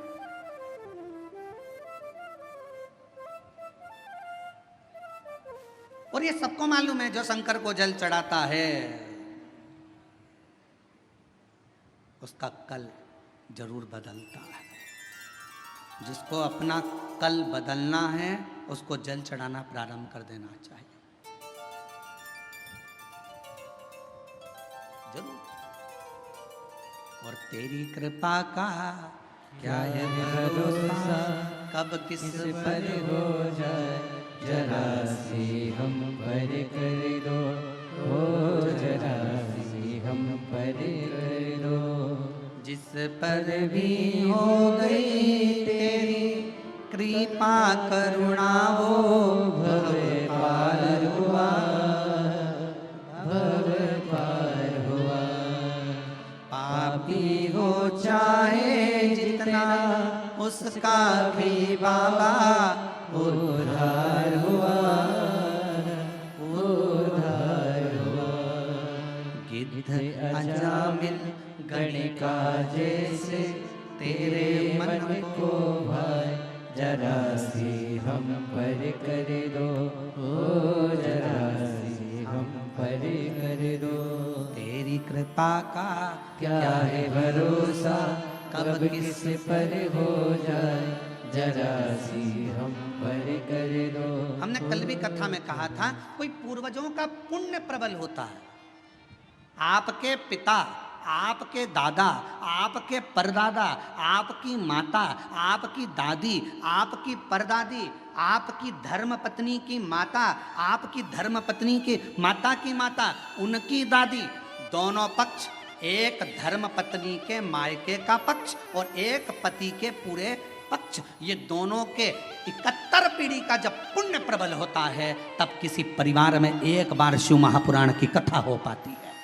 धन एकाग्रित करना सरल है, पैसा इकट्ठा करना सरल है, व्यापार बढ़ाना सरल है, व्यवहार बढ़ाना सरल है, पर अपने कुल में एक बार शिव महापुराण की कथा का आयोजन करना बहुत कठिन है। क्योंकि जब कोई पुण्य की प्रबलता हो, एक धर्म पत्नी का भी पूरा कुल 71 पीढ़ी, कहीं मायके की कोई शुद्ध भाव से भगवत भजन की रमी हो, कहीं इधर भी पति का पूरा कुल, कहीं परमात्मा की दादा परदादा पिता पर कोई पुण्यता होगी, तब जाकर कोई पुण्य की गुल्लक प्राप्त हुई होगी और वो फूटी हुई होगी। आज संचेती परिवार अगर इस कथा का यजमान पद ग्रहण करा है तो देवता भी कृपा कर रहे होंगे कि ये करुणा का एक आनंद सुख है, ये मौका मिला। और शिव महापुराण की कथा करवाना कोई सरल विषय नहीं, इतनी अड़चने आती है क्योंकि शंकर की कथा है, ये कोई साधारण कथा नहीं है। शंकर भगवान विष्णु जी का विवाह हुआ, तारीख निकली, तिथि निकली, पल निकला और भगवान विष्णु का लक्ष्मी जी के साथ में माँ लक्ष्मी जी के साथ विवाह हो गया। ब्रह्मा जी का विवाह ब्रह्माणी के साथ हो गया, इंद्र का विवाह इंद्राणी के साथ हो गया। पर शंकर भगवान के विवाह की तारीख निकली, तिथि निकली, समय निकला, इतनी बजे फेरे होंगे, इतनी बजे विवाह होगा। शंकर भगवान की शादी उतनी बजे हुई नहीं, जो तिथि थी जो तारीख थी उस पर शादी ही नहीं हुई। 15 दिन निकल गए, सारी बारात खड़ी थी। शंकर भगवान से पूछा क्या विचार है, शादी वादी करना है कि नहीं करना है। शंकर भगवान बोले मेरा पाउडर का डिब्बा घूम गया, जब तक पाउडर का डिब्बा नहीं मिलता तब तक मैं तैयार नहीं होऊंगा, और तैयार नहीं होऊंगा तब तक मैं शादी करने नहीं जाऊंगा। अब पाउडर का डिब्बा कौन सा, इंतजार करा। 20 दिन के बाद आवाज आई राम नाम सत्य है, राम नाम सत्य है। शंकर भगवान कहने लगे तैयारी कर लो बारात ले जाने की, मेरा पाउडर का डिब्बा आ गया, पाउडर का डिब्बा। और जो मुर्दा आया जला, भस्म तैयार हुई, शिव जी ने धारण करी, नंदी पर सवार होने लगे। नंदी पर बैठे 33 कोटि देवता नगाड़े बजा रहे, दुमदुमियां बजा रहे, भगवान शंकर नंदी पर बैठे। नंदी पर भी बैठे तो उल्टे, नंदी का मुंह इधर था, शंकर जी का मुंह उधर था। इंद्र ने जाकर ब्रह्मा जी से कहा ऐसी कोई बारात अच्छी लगेगी, शिव जी का मुख उधर है और नंदी का मुख इधर है, जरा पूछो तो सही ऐसे क्यों बैठे हैं। ब्रह्मा जी ने जाकर कहा आपकी शादी हो रही है, कम से कम सीधे तो बैठ जाओ। शंकर भगवान बोले हमारा कोई बाप नहीं, हमारा कोई भाई नहीं, बारात कैसे देखेंगे, आगे से नंदी देखेगा, पीछे से हम देखेंगे, इसलिए उल्टे बैठे।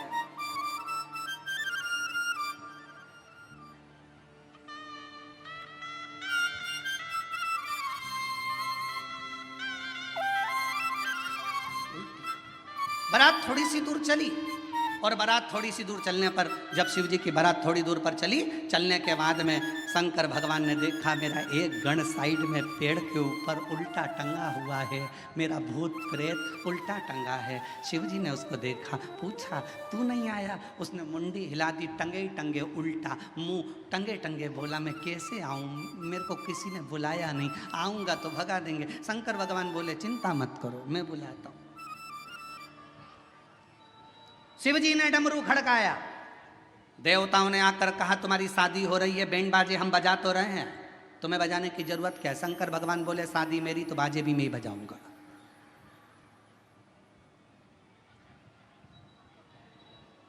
आत्मनिर्भर भारत, मेरी शादी है तो बैंड में ही बजाऊंगा, बाजे में ही बजाऊंगा। डमरू खड़काया, जैसे डमरू खड़काया डाकनी पिशाचनी चुड़ैल भूत भयंकर आए, सब इकट्ठे होकर आ गए, सब नाचने लगे। देवताओं ने सोचा इनके बीच में अपन क्या नाचो, आगे चले गए। देवता सबसे आगे, बीच में भूत चुड़ैल, उसके बाद में शंकर जी। भगवान भोलेनाथ प्रसन्न हो गए, मेरे सारे रिश्तेदार आ गए।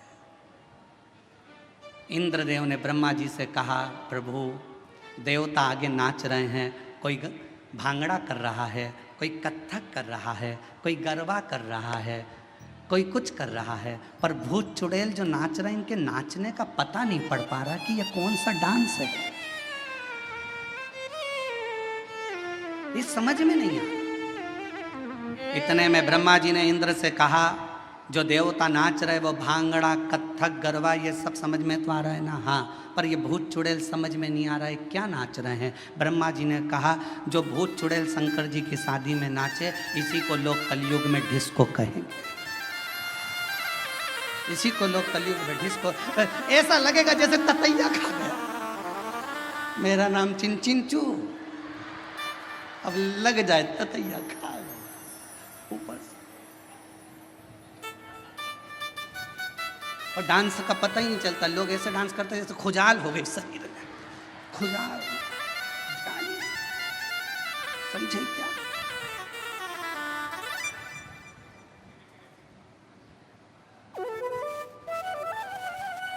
इसी को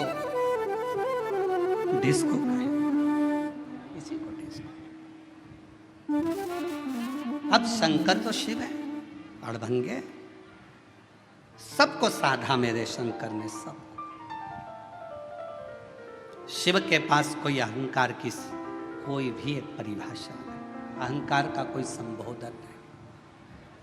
भगवान पांडुरंगा हरि विठल से स्वयं संत तुकाराम जी पूछ रहे हैं कि शिव को आपने सिर पर बिठाया, क्यों? क्योंकि उन्होंने काम को जला दिया था, अहंकार को नष्ट कर दिया था। शिव के पास ना काम है ना अहम है, शिव के पास तो केवल एक राम नाम है, उसके सिवाय कुछ नहीं, कुछ नहीं।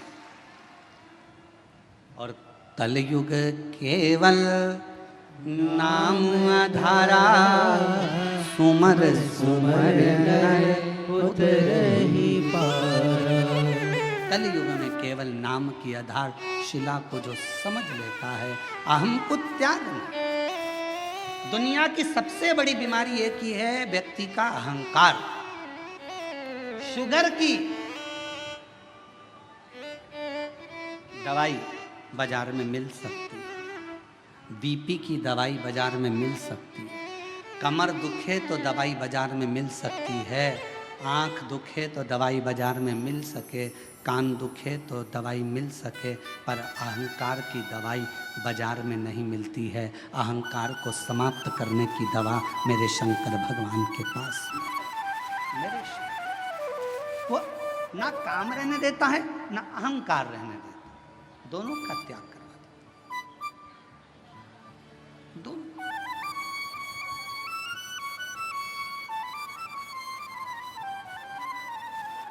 तुम जाकर देखो, राम जी के मंदिर में जाओगे तो तुम्हारे लिए आसन बिछाया जाएगा, कृष्ण भगवान के मंदिर में जाओगे तो तुम्हारा आसन भी बिछेगा, सरसरिष्ठता रहे। पर शंकर जी के मंदिर में इतनी भी जगह नहीं रहती कि आसन बिछाया जाए, जमीन पूरी गीली, चारों तरफ गीला गीला। कोई इधर से आया लोटा ढोल गया पानी का, कोई उधर से आया तो पानी शंकर जी को चढ़ाना था, तेर पे चढ़ाकर चले गया। शिव है, तुम कितने भी करोड़पति हो, धनपति हो, वैभवपति हो, सत्तापति हो, चाहे तुम्हारे पास में कितना भी वैभव है, पर शंकर के मंदिर में, शिव महापुराण में और शंकर जी के दरवाजे पर अहंकार समाप्त हो जाता है। वहाँ तुम्हारे पास क्या है क्या नहीं वो पूरा समाप्त हो जाता है, वो तुम्हारे घर पर होगा। शंकर के दरवाजे पर तो केवल एक शून्यता रहती है, और वो शून्यता में शिव बसता है, और वो बसता है तो जीवन का कल्याण करता है। शून्यता। बेजापुर कब आया? छत्रपति संभाजी नगर से चले गाड़ी को लेकर, आगे आया 70 किलोमीटर दूर बेजापुर, और आगे बढ़े 60 किलोमीटर, और आगे बढ़े 57, 56, 55, 54, 53, 52, 51, फिर और आगे बढ़ते बढ़ते 50, फिर 49, ऐसे चलते चलते चलते चलते चलते चलते धीरे धीरे और आगे बढ़े। बेजापुर 10 किलोमीटर, बेजापुर से और आगे बढ़े, वहाँ से और आगे बढ़ते बढ़ते बेजापुर फिर 9, आप लोग बोलते जाओ 8, फिर 7, बेजापुर 6, 5, 4, 3, 2, 1। उसके बाद बेजापुर आते से ही मिलेगा शून्य। बोलो सही है कि गलत है? अरे जम के तो बोलो। बेजापुर कहाँ आया? जहां शून्य आया, जीरो आया, समझ लो वहां बेजापुर आ गया। छत्रपति संभाजी नगर यहां से जा रहे हो, चलते चलते 70 किलोमीटर से बढ़ते बढ़ते 10 किलोमीटर पे पहुंचे, 10 से 9, 8, 7, 6, 5, 4, 3, 2, 1, और बाद में शून्य आ गया। छत्रपति संभाजी नगर आ गया। पुणे गए, चलते चलते शून्य आ गया। बेंगलोर गए, चलते चलते शून्य आ गया। मुंबई गए, चलते चलते शून्य आ गया, तो मुंबई आ गया, पुणे आ गया। शून्य पर स्थान नियुक्त है। उसी तरह जब तुम्हारे भीतर एक शून्यता ये कुछ भी मेरा नहीं है शिव शंकर, सब तेरा है। जब एक शून्यता आकर खड़ी हो जाएगी, समझ लेना तुम शिव के दरवाजे पर आ गए और शिव तुम्हारे हृदय में आकर विराजमान हो गया। शून्य है।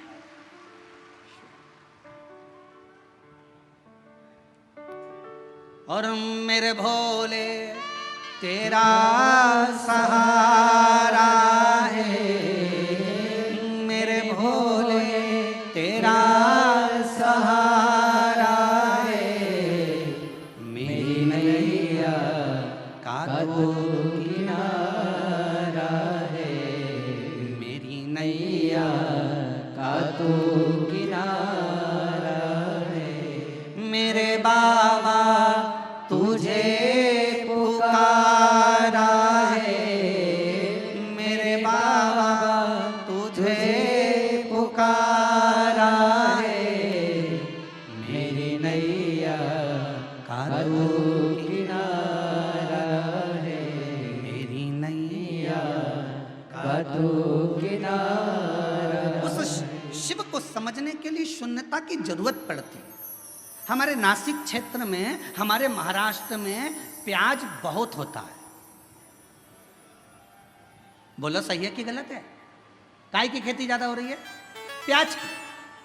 और हमने देखा जब हम लोग कथा करने के लिए जा रहे थे, शाहदा गए, नासिक गए और भी जगह छत्रपति संभाजी नगर आए, जब आ रहे थे जा रहे थे तो हमने देखा वहाँ पर प्याज के बड़े बड़े, बहुत बड़े बड़े गोडाउन टाइप के बने, और उन प्याजों के लिए इतने सारे पंखे चल रहे थे।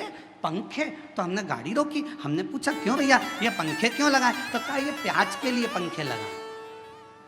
बोलो सही है कि गलत है? प्याज के लिए पंखे क्यों लगाए? तो कहा अगर सड़ जाएगा, गर्मी रहती है तो अंदर से सड़ जाता है, तो पंखे लगाना जरूरी है। फिर हमने देखा कि एक खटिया पर एक पिताजी बैठे थे और वो एक पुष्टे से हवा कर रहे थे। तो हमने पूछा भैया ये कौन है? तो क्या हमारे बाप है, हमारे पिता। तो हमने कहा प्याज के लिए तुमने 50 पंखे लगाए, बाप के लिए एक भी पंखा। तो फिर उस गोडाउन वाले ने पूछा तुम कौन हो? हमने कहा सीहोर वाले। अच्छा मिश्रा जी? हमने कहा। उन्होंने कहा हमारा नाम लेके तुम कहीं बोलना मती। हमने कहा कसम से नहीं बोलेंगे, तुम्हारा नाम तो लेंगे ही नहीं, पक्का। वो तो आज कथा में बेजापुर में बात निकली तो बोल दिया, पर नाम नहीं बोलूंगा, और तुम बोलोगे तो बोल भी दूंगा, नाम नहीं। लगाए प्याज के लिए 50 पंखे, बाप के लिए पुष्टा। अरे ये चमक, ये दमक, फुलवन में महक, सब कुछ सरकार तुम्हारे पिता से तो है। बाप के लिए भी एक पंखा लगा सकते थे तो जीवन का एक आनंद प्राप्त हो जाता। ये सब बहुत बहुत विचारणीय है।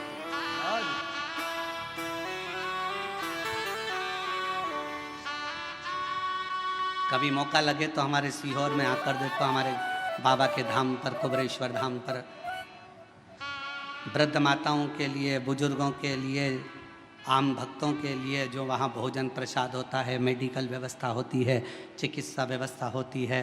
बच्चों के लिए जिनके पास एजुकेशन का पैसा नहीं होता, उनके कॉलेज की फ़ीस, स्कूल की फ़ीस सब वहाँ से जमा होती है। बच्चों के पास जिनके पास किताबें कॉपियाँ नहीं होती, समिति उनको किताब कॉपी स्कूल की दिला देती है। उनकी ड्रेस नहीं होती तो ड्रेस दिला दे। कभी देखो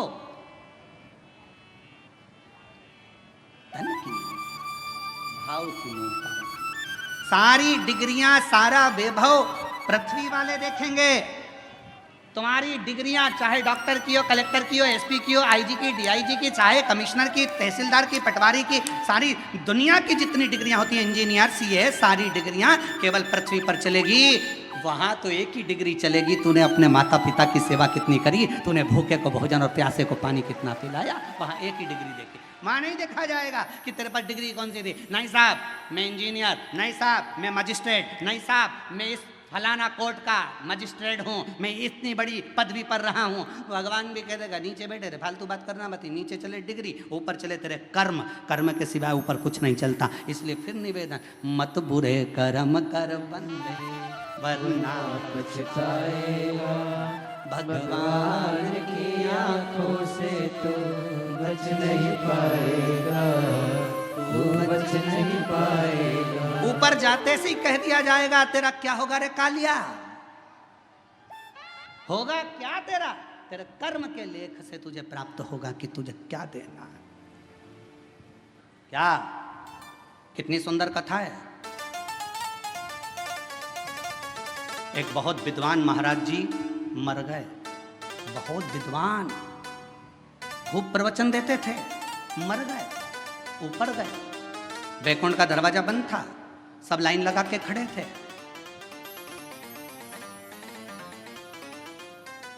सवेरे वैकुंठ का दरवाजा खुलेगा जब सबको वैकुंठ में प्रवेश मिलेगा। वैकुंठ जाने की लाइन में महाराज जी भी खड़े थे, महाराज जी से आगे एक व्यक्ति और खड़ा था, टोपी लगाया था, जीन्स पहना था, थोड़ी थोड़ी जगह से फटी हुई थी, जोरदार जूते पहना था, चाबी का छल्ला घुमा रहा था। महाराज जी ने मन में सोचा कैसे कैसे लोग वैकुंठ आ जाते हैं, पता इनको वैकुंठ आना था, इनको तो नरक जाना था। सवेरे वैकुंठ का दरवाजा खुला, नाम लिया गया, आ जाओ साहब, आ जाओ साहब। चाबी का छल्ला वाला व्यक्ति आया, तुम कौन, मेरा नाम ये है। अच्छा, क्या करते थे, गाड़ी चलाता था, बस। अच्छा, एक काम करो, वैकुंठ में वो सामने एक जो महल बना है उसमें चले जाओ, चांदी का सिंहासन है, सोने का पलंग है, डनलप के गद्दे हैं, अप्सराएं आएंगी, आपको भोजन कराएंगी, पंखा झेलेंगी, सोने की थाली में आपको भोजन करना है। वाह वाह वाह, धन्य, इतना सुंदर वैकुंठ। पंडित जी ने सोचा, प्रवचन देने वाले महाराज ने सोचा, जब एक ड्राइवर को इतना अच्छा रूम मिल सकता है तो मुझे तो, मैं प्रवचन देता हूँ। आओ, तुम कौन, मैं प्रवचन देता था। एक काम करो, वो सामने जो टूटा हुआ जो झोपड़ा है उसके अंदर चले जाओ, आटा रखा है, खुद की रोटी बनाना, खाना, सब्जी बोना, खाना। इतने में तो पंडित जी चिल्लाने लगे, मैं प्रवचन देने वाला, मैं कथा कहने वाला, इतना बड़ा महाराज, इतना बड़ा महाराज, और उस गाड़ी के ड्राइवर को तुमने एसी का रूम दिया और मुझे टूटा हुआ झोपड़ा। इतने में धर्मराज ने कहा, यहाँ पर न्याय चलता है। महाराज जी बोले, न्याय नहीं, यहाँ न्याय चलता है, पैसा चलता है, रिश्वत चलती है, तुमने उससे कुछ ले लिया होगा, यहाँ फालतू बात मत करो, यहाँ न्याय चलता है। तो न्याय कैसा, मैं इतना प्रवचन देने वाला, मुझे टूटे झोपड़े में भेज दिया, वो गाड़ी चलाने वाला, उसको एसी का रूम दे दिया, डनलप का गद्दा, चांदी का पलंग, सोने का सिंहासन, सोने की थाली में रोटी, ये कैसे हो सकता है। इतने में धर्मराज ने कहा, भाई यहाँ कर्म देखा जाता है। महाराज वो गाड़ी चलाता था, बस को चलाते चलाते बस इतनी तेज चलाता था कि अंदर जितने बैठे रहते थे सब हनुमान चालीसा पढ़ते थे। जय हनुमान ज्ञान गुण सागर, जय कपीसति लौक उजागर, रामदूत अतुलित बल राम, अंजनी पुत्र पवन सुत रामा, महावीर विक्रम बजरंगी। कांपते, राम नाम लेते, भगवान को पुकारते। इसलिए वो मरा तो उसको एसी का रूम मिला। महाराज तुम प्रवचन देते थे तो लोग दीवार से टिक टिक के सोते थे, इसलिए उसको वैकुंठ में एसी का रूम और तुमको टूटा झोपड़ा मिला। इतना कर्म का लेख देख। इसलिए मेरी जीजियों मेरा ध्यान देना, तुम सो मत जाना। तुम सो गई तो सियोर वाला निपटा तो मालूम पड़े बेचारे को टूटा झोपड़ा मिले से तो काम। तुम जागती रहना। और बोलो तो बीच बीच में चिल्लाना चालू करता हूं, जागते रहो। अरे हम तो बाबा के भरोसे चलते हैं, हम तो बाबा के भरोसे चलते हैं।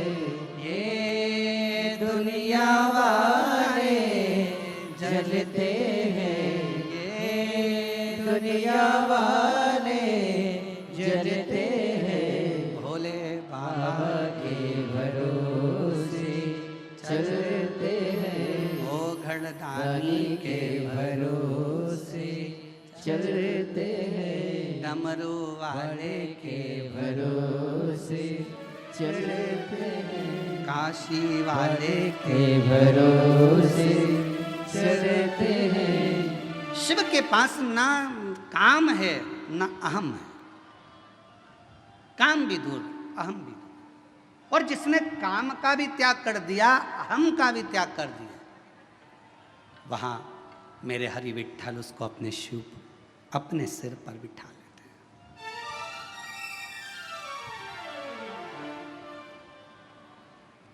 अपने मस्तक पर बिठा लेते हैं।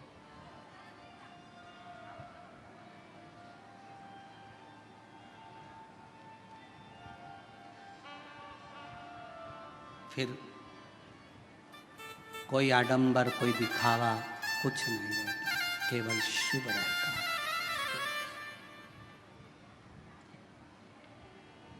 तो वो एक लाइन आप लोग गाते हो ना, देहाची तिजोरी भक्ति चाँच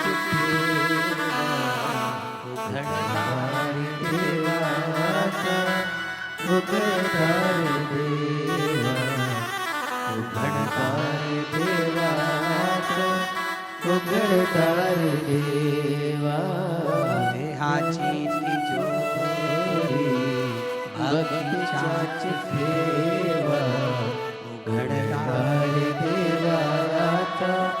उघड़दार देवा उघड़दार देवा उघड़दार देवा। अब ये शरीर जो मिला वो शिव के लिए ही तो मिला है, भजन के लिए ही तो मिला, सत्कर्म करने के लिए मिला। पूर्व में ना जाने कौन सा अच्छा काम किया था जो आज भगवान ने भरपेट भोजन दिया, राजसी ठाट दिया, वैभव दिया, धन दिया, दौलत दी, संपदा दी, सत्ता दी, नाम दी, शोहरत दी, इज्जत दी, घर में संतान दी, वैभव दिया, वंश दिया। ये पूर्व का कोई कर्म करा होगा, नहीं तो तुम्हारे नाम के तो कितने पैदा हुए, तुम्हारे साथ में ना जाने कितने पैदा हुए। एक ही हॉस्पिटल में कितने बच्चे उसी तारीख को, उसी तिथि को, उसी पल में, उसी घड़ी में कितने पैदा होते हैं। क्या सब करोड़पति बन जाते हैं? क्या सबका नाम चल जाता है? नहीं, तुम्हारे पूर्व में तुमने कुछ अच्छा कर्म करा था तो आज बाबा ने दिया है, आज कर कर जाओगे फिर बाबा दे देगा, और फिर कर कर जाओगे फिर दे देगा। नहीं तो एक ही नाम के राम सिंह राम सिंह राम सिंह नाम के ढेर, भानु प्रताप भानु प्रताप भानु प्रताप ढेर। 15 तारीख को जितने जन्म लिए 15 को ढेर सारे जन्म लिए। 9:15 पर जितने जन्म होंगे 9:15 पे ना जाने कितने करोड़ बच्चे जन्म होंगे, कितने लाखों जन्म होंगे। पर तुम्हारे ऊपर शिव की कृपा हुई है तो मतलब कहीं ना कहीं तुम्हारा पूर्व का कर्म अच्छा है। वरना कहाँ कोई पिछले जन्म के अच्छे कोई पिछले जन्म ये पूर्व का कर्म अच्छा था। अच्छी पत्नी मिल गई, अच्छा पति मिल गया, अच्छे बच्चे मिल गए, अच्छा कुटुंब मिल गया। एक भी गड़बड़ निकल जाता तो हालत खराब हो जाती। मकान बनाने के लिए अच्छे मिस्त्री की ज़रूरत होती है और घर के लिए अच्छी स्त्री की ज़रूरत होती है। मिस्त्री गड़बड़ निकल जाए तो छत पे पानी भरा ही रहता है और स्त्री गड़बड़ निकल जाए तो मुंह फूला ही रहता है। बहुत ध्यान देने वाला विषय। मिस्त्री गड़बड़ निकल गया, छत पे अगर ढाल नहीं दिया, सही तरह से छत नहीं बनाई, सही तरीके से मकान नहीं बनाया, बाथरूम नहीं बनाया, पानी भरा रहेगा। फिर दिन भर वाइपर से निकालते रहो और बाद में मन से कोसते रहो, ऐसा बाथरूम बनवाया पानी नहीं निकल रहा, बता उसकी जाली में फंस गया, पानी नहीं निकल रहा, वाइपर से निकाले, झाड़ू मारे तब जाकर पानी निकले, छत पे पानी भरा गया, निकल नहीं रहा। किसको दोष दोगे? मिस्त्री को। मिस्त्री ऐसा मिला, मकान बनाने वाला ऐसा मिला, अच्छा लेकर आना था, कैसा बनाया उसने, छत पे पानी भरा रहा है। मिस्त्री और स्त्री ये दोनों का श्रेष्ठ होना जरूरी है। मिस्त्री अगर अच्छा है तो मकान अच्छा बनता है और स्त्री अगर अच्छी है तो घर अच्छा बनता है, परिवार अच्छा बनता है, कुटुंब अच्छा बनता है। दोनों की समता होना चाहिए, दोनों की श्रेष्ठता होना चाहिए और ये श्रेष्ठता आपके भीतर हो। शिव कथा कर रही है, भगवान शंकर का चरित्र कर रहा है, भगवान ओघड़दानी का चरित्र कर रहा है, भगवान हरि विठ्ठल का चरित्र कह रहा है, मेरे शंकर भगवान का चरित्र कहता है, शिव तत्व कहता है। जब माँ पार्वती मैया बाल्यावस्था में थी तब भगवान शंकर की आराधना में लीन रहती थी, आराधना। और शिव की कृपा से, शंकर की करुणा से, उनकी उदारता से पार्वती मैया के तेज पुंज से एक प्रकाश, उस प्रकाश से जल और उस जल से बेलपत्र का वृक्ष प्रकट हुआ। बेलपत्र का।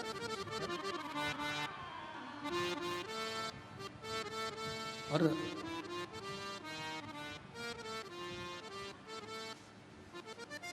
शिव जी के शरीर के, शिव जी के नेत्र अश्रु से, शरीर के भाग के जल से, रुद्राक्ष का पेड़, रुद्राक्ष का पौधा होता है। और माँ जगत जननी दुर्गा भवानी, माँ आदि शक्ति, माँ भवानी के शरीर के तेज प्रकाश जल से बेलपत्र का पौधा होता है।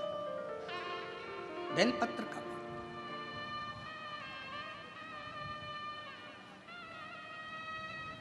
पूरे विश्व के जितने श्रोता शिव जी के, शंकर जी की पवित्र कथा को सुन रहे हैं, आपसे निवेदन, चातुर्मास के 4 महीने में एक नियम बनाओ।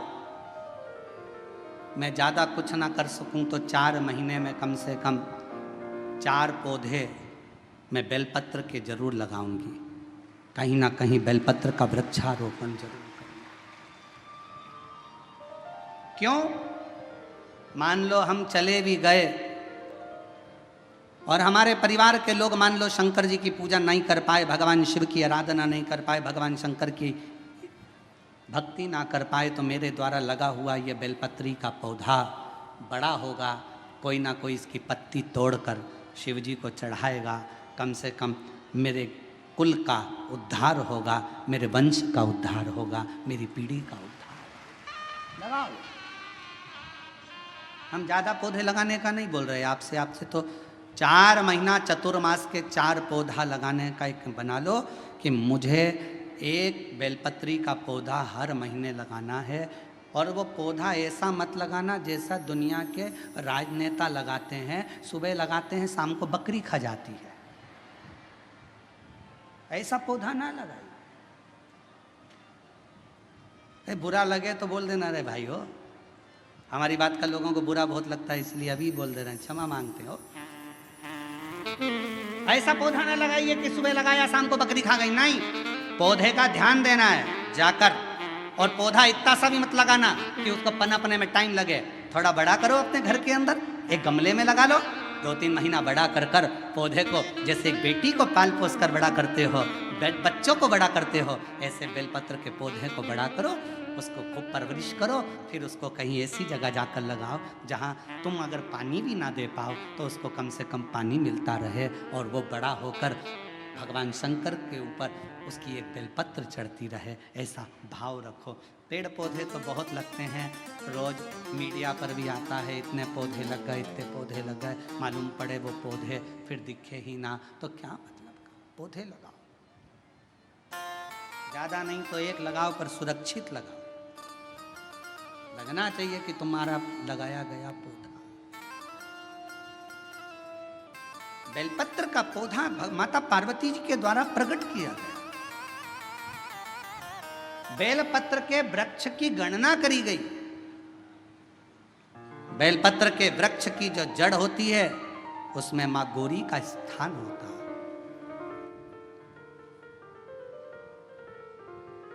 बेलपत्र की जड़ में महागौरी है, बेलपत्र के तने में माहेश्वरी है, बेलपत्र के शाखाओं में दक्षिणायनी माता है, बेलपत्र की पत्ती में माँ पार्वती है, बेलपत्र के फल में माँ कात्यायनी है, और बेलपत्र के उस सुंदर आनंदमय फूल में,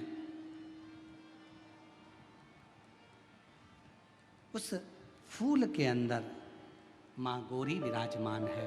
ऐसा पूरा बेलपत्र के वृक्ष की गणना करी गई। चाहे शाखा हो, जड़ हो, बेलपत्र के पूजन का कितना एक पत्र आया है, अच्छा है, देखिए।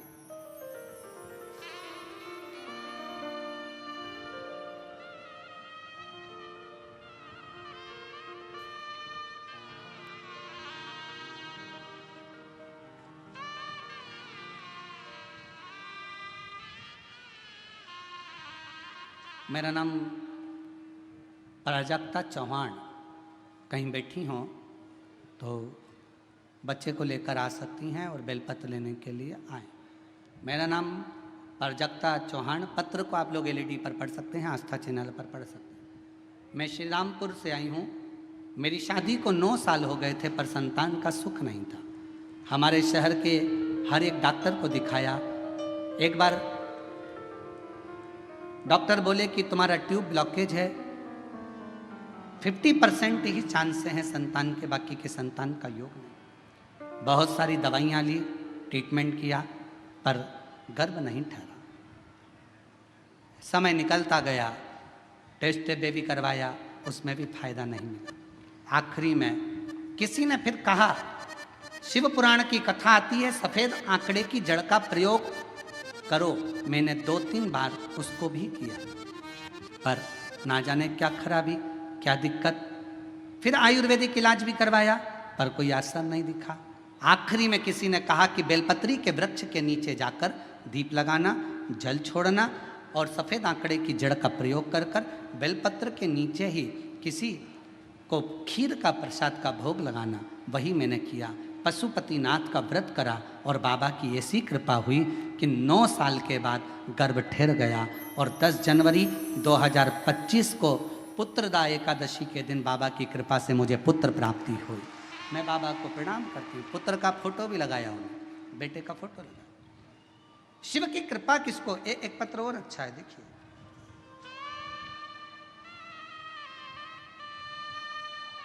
मैं अश्विनी अमोल गायकवाड़। मेरी शादी 2016 में हुई थी पर मेरे यहाँ संतान का सुख नहीं था।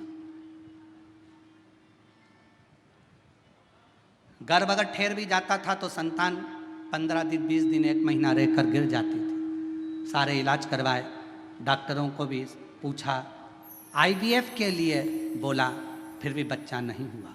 तब आखिरी में आस्था चैनल पर शिव महापुराण की कथा सुनना चालू करी और 2022 की तर्पण शिव महापुराण की कथा को उस दिन मैंने भोले बाबा को जल चढ़ाना प्रारंभ किया। कुबरेश्वर बाबा का स्मरण कर कुंदकेश्वर महादेव का नाम लिया और 30 दिसंबर 2023 को सीहोर जाकर कंकर शंकर की पूजन करी। वहाँ का रुद्राक्ष लेकर आई, बाबा का स्मरण करना प्रारंभ करा और बाबा की कृपा से 2024 7 फरवरी को शिव जी की कृपा से मेरे घर में पुत्र रत्न की प्राप्ति हुई। मैं बाबा को यहाँ प्रणाम करती हूँ, नमन करती हूँ।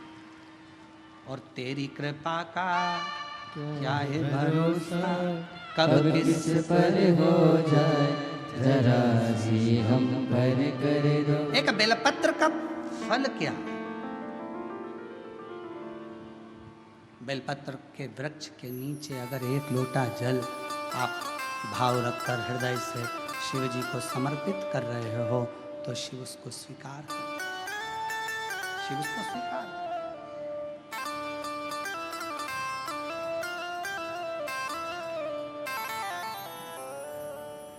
शंकर उसे स्वीकार।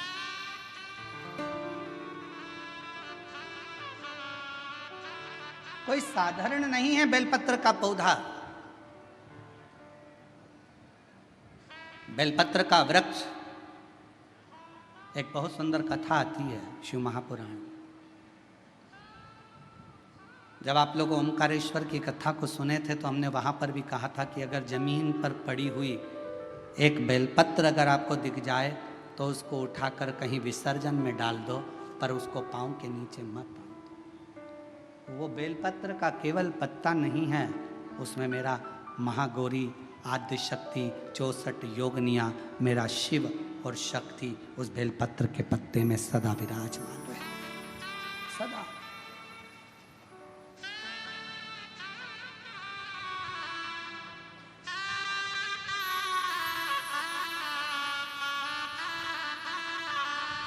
आप उसको जितना हृदय से पूजोगे,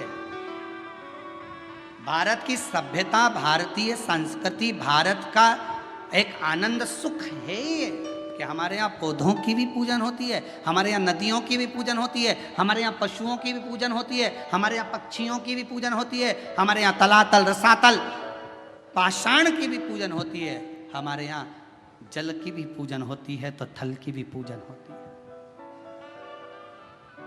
शिव तत्व।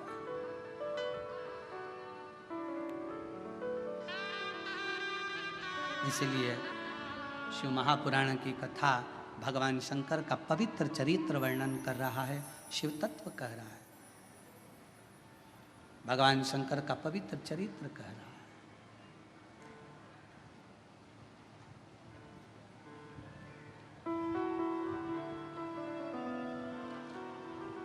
कि तेरे भरोसे मेरी गाड़ी, तू जाने तेरा काम जाने बाबा।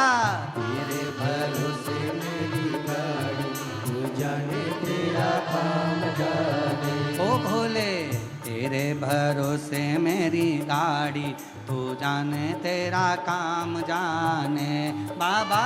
तेरे भरोसे मेरी गाड़ी, तू जाने तेरा काम जाने। तू जाने तेरा काम जाने, तू जाने तेरा काम जाने, तू जाने तेरा काम जाने, तू जाने तेरा काम जाने। भरोसे मेरी गाड़ी, तू जाने तेरा काम जाने। ओ भोले तेरे भरोसे मेरी गाड़ी, तू जाने तेरा काम जाने। दोनों हाथों से बड़े प्रेम से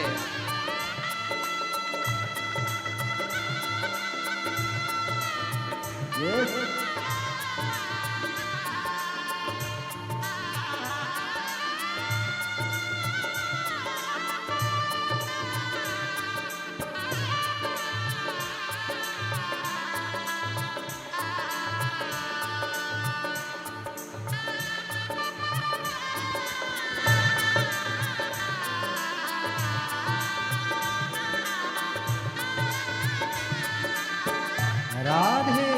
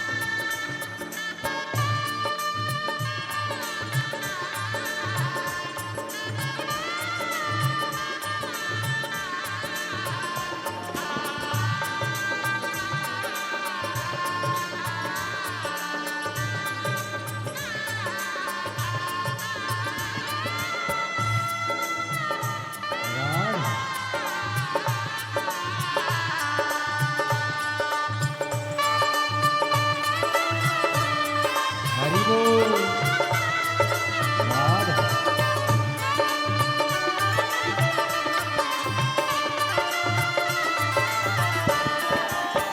छोड़ दिया सब भार तुम्हें पर, छोड़ दिया सब भार तुम्हें पर। हो छोड़ दिया सब भार तुम्हें पर, छोड़ दिया सब भार तुम्हें पर। जी तुम्हें पर हार तुम्हें पर, जी तुम्हें पर हार तुम्हें पर। जी तुम्हें पर हार तुम्हें पर, जी तुम्हें पर हार तुम्हें पर। पहले है तो तुम्हारी, तू जाने तेरा काम जाने। अब पहले है तो तुम्हारी, तू जाने तेरा काम जाने। तू जाने तेरा काम जाने, तू जाने तेरा काम जाने। तू जाने तेरा काम जाने, तू जाने तेरा काम जाने। तेरे भरोसे मेरी गाड़ी, तू जाने तेरा काम जाने। भोले तेरे भरोसे मेरी गाड़ी, तू जाने तेरा काम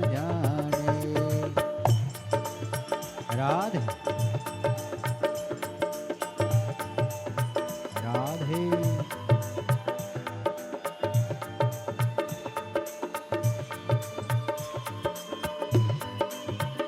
शंभो हरि बोल राधे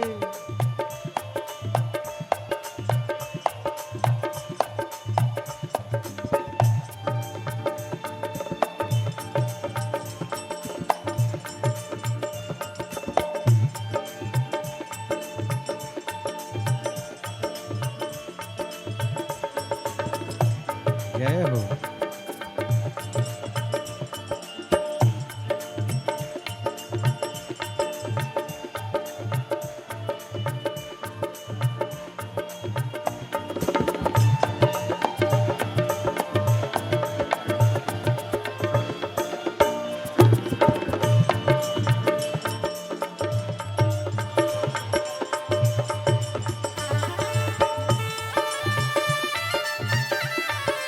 राधे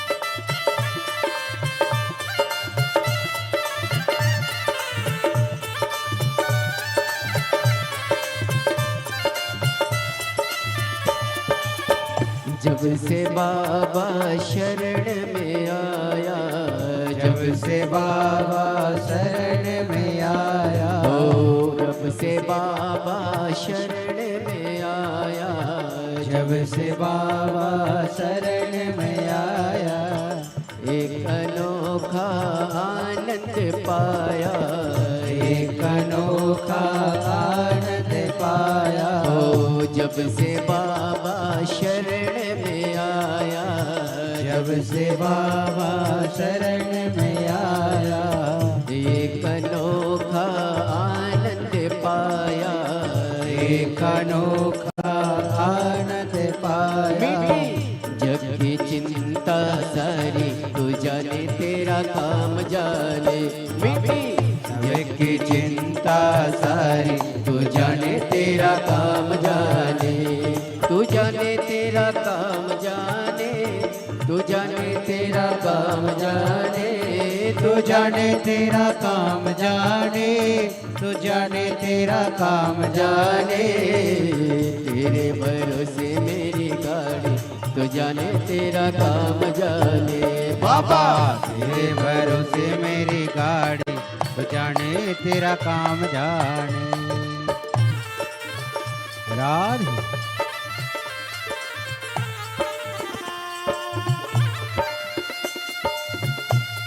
राधे राधे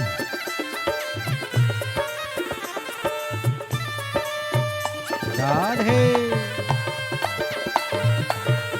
हरि बोल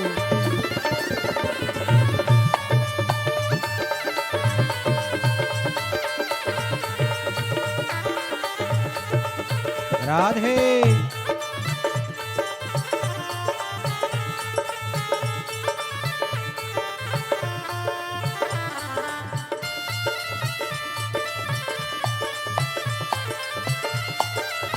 राधे हरि बोल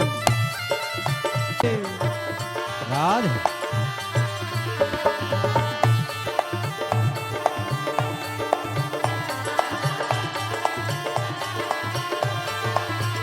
शंभो राधे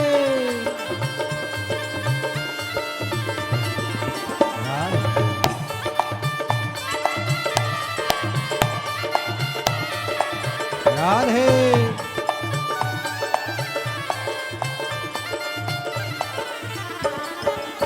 तेरे भरोसे एक आस यही है, तेरे भरोसे एक आस यही है, ओ चरणों में अरदास यही है, चरणों में अरदास यही है, तेरे भरोसे एक आस यही है, तेरे भरोसे की आस यही है, ओ चरणों में यही है, चरणों में अरदास यही है। रखना लाज हमारी, तू जाने तेरा काम जाने, रखना लाज हमारी, तू जाने तेरा काम जाने, तू जाने तेरा काम जाने, तू जाने तेरा काम जाने, तू जाने तेरा काम जाने, तू जाने तेरा काम जाने। बाबा तेरे भरोसे मेरी गाड़ी, तू जाने तेरा काम जाने, बाबा तेरे भरोसे मेरी गाड़ी, तू जाने तेरा काम जाने। ओ भोले तेरे भरोसे मेरी गाड़ी, तू जाने तेरा काम जाने, भोले तेरे भरोसे मेरी गाड़ी, तू जाने तेरा काम जाने। महादेव अपने स्थान पर बैठकर बाबा देवाधिदेव महादेव से अपने मन का भाव दिल से प्रार्थना करिए, विनय करिए, निवेदन करो। जहाँ जगह मिले वहाँ बैठकर बाबा को अपने मन का भाव कहिए, विनय करो, निवेदन करो, दिल से प्रार्थना करिए, दिल से विनय करिए, निवेदन करिए।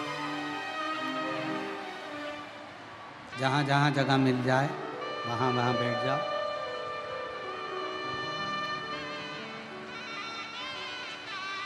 सभी लोग साथ में विनय करें, निवेदन करें, साथ में बोलें।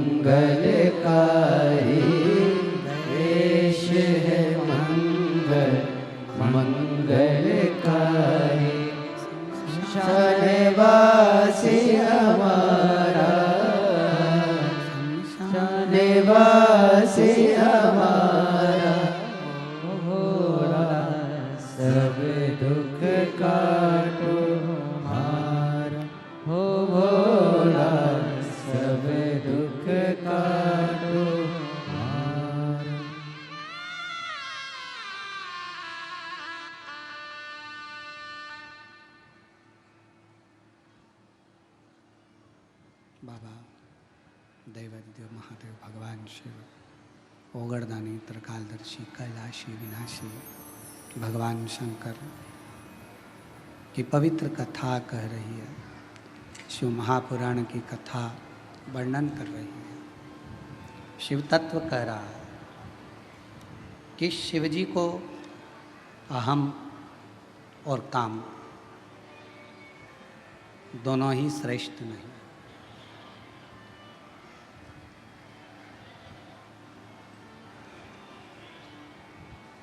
कभी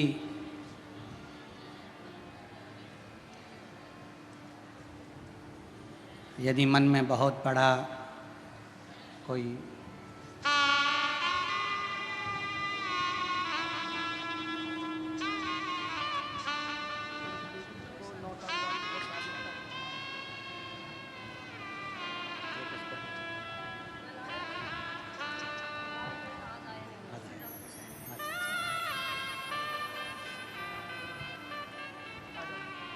कहते हैं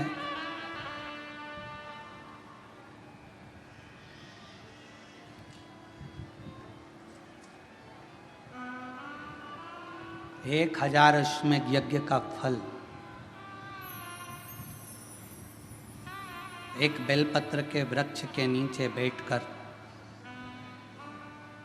भगवान शंकर के मंत्र का 108 बार जाप करने से प्राप्त हो जाता है। 1000 अश्वमेध यज्ञ का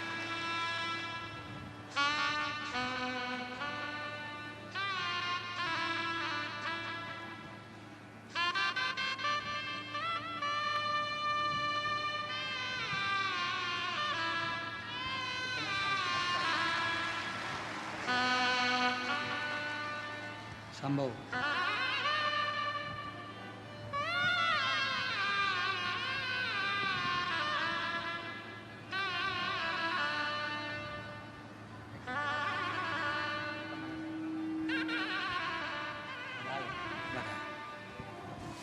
8 साल के बाद बाबा की कृपा से प्राप्त हुआ। एक बार जोरदार ताली बजाएं। शिव कथा कह रही है, भगवान शंकर का चरित्र कह रहा है। बेलपत्र का वृक्ष जिसके नीचे बैठकर यदि कोई अनुष्ठान, कोई तप, कोई साधना, कोई व्रत, कोई उपास किया जाए, उसका 1000 लाख गुना फल है।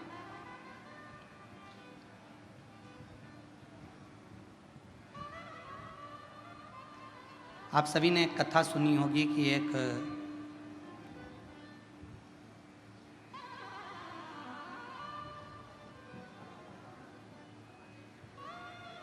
बकरी ने बेलपत्र के पत्ते को खा लिया था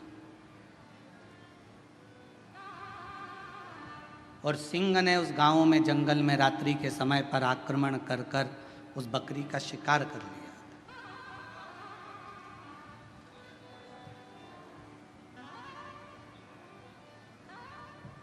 और आखिरी में जब बकरी मर गई, शेर का भी अंत समय आ गया। जब उसके प्राण छूटे तो देवलोक में जब वो गया तो आखिरी में दोनों को, बकरी को भी और उस सिंह को भी, पृथ्वी पर दूसरी बार जन्म नहीं लेना पड़ा। वो शंकर के धाम में चला गया। शिव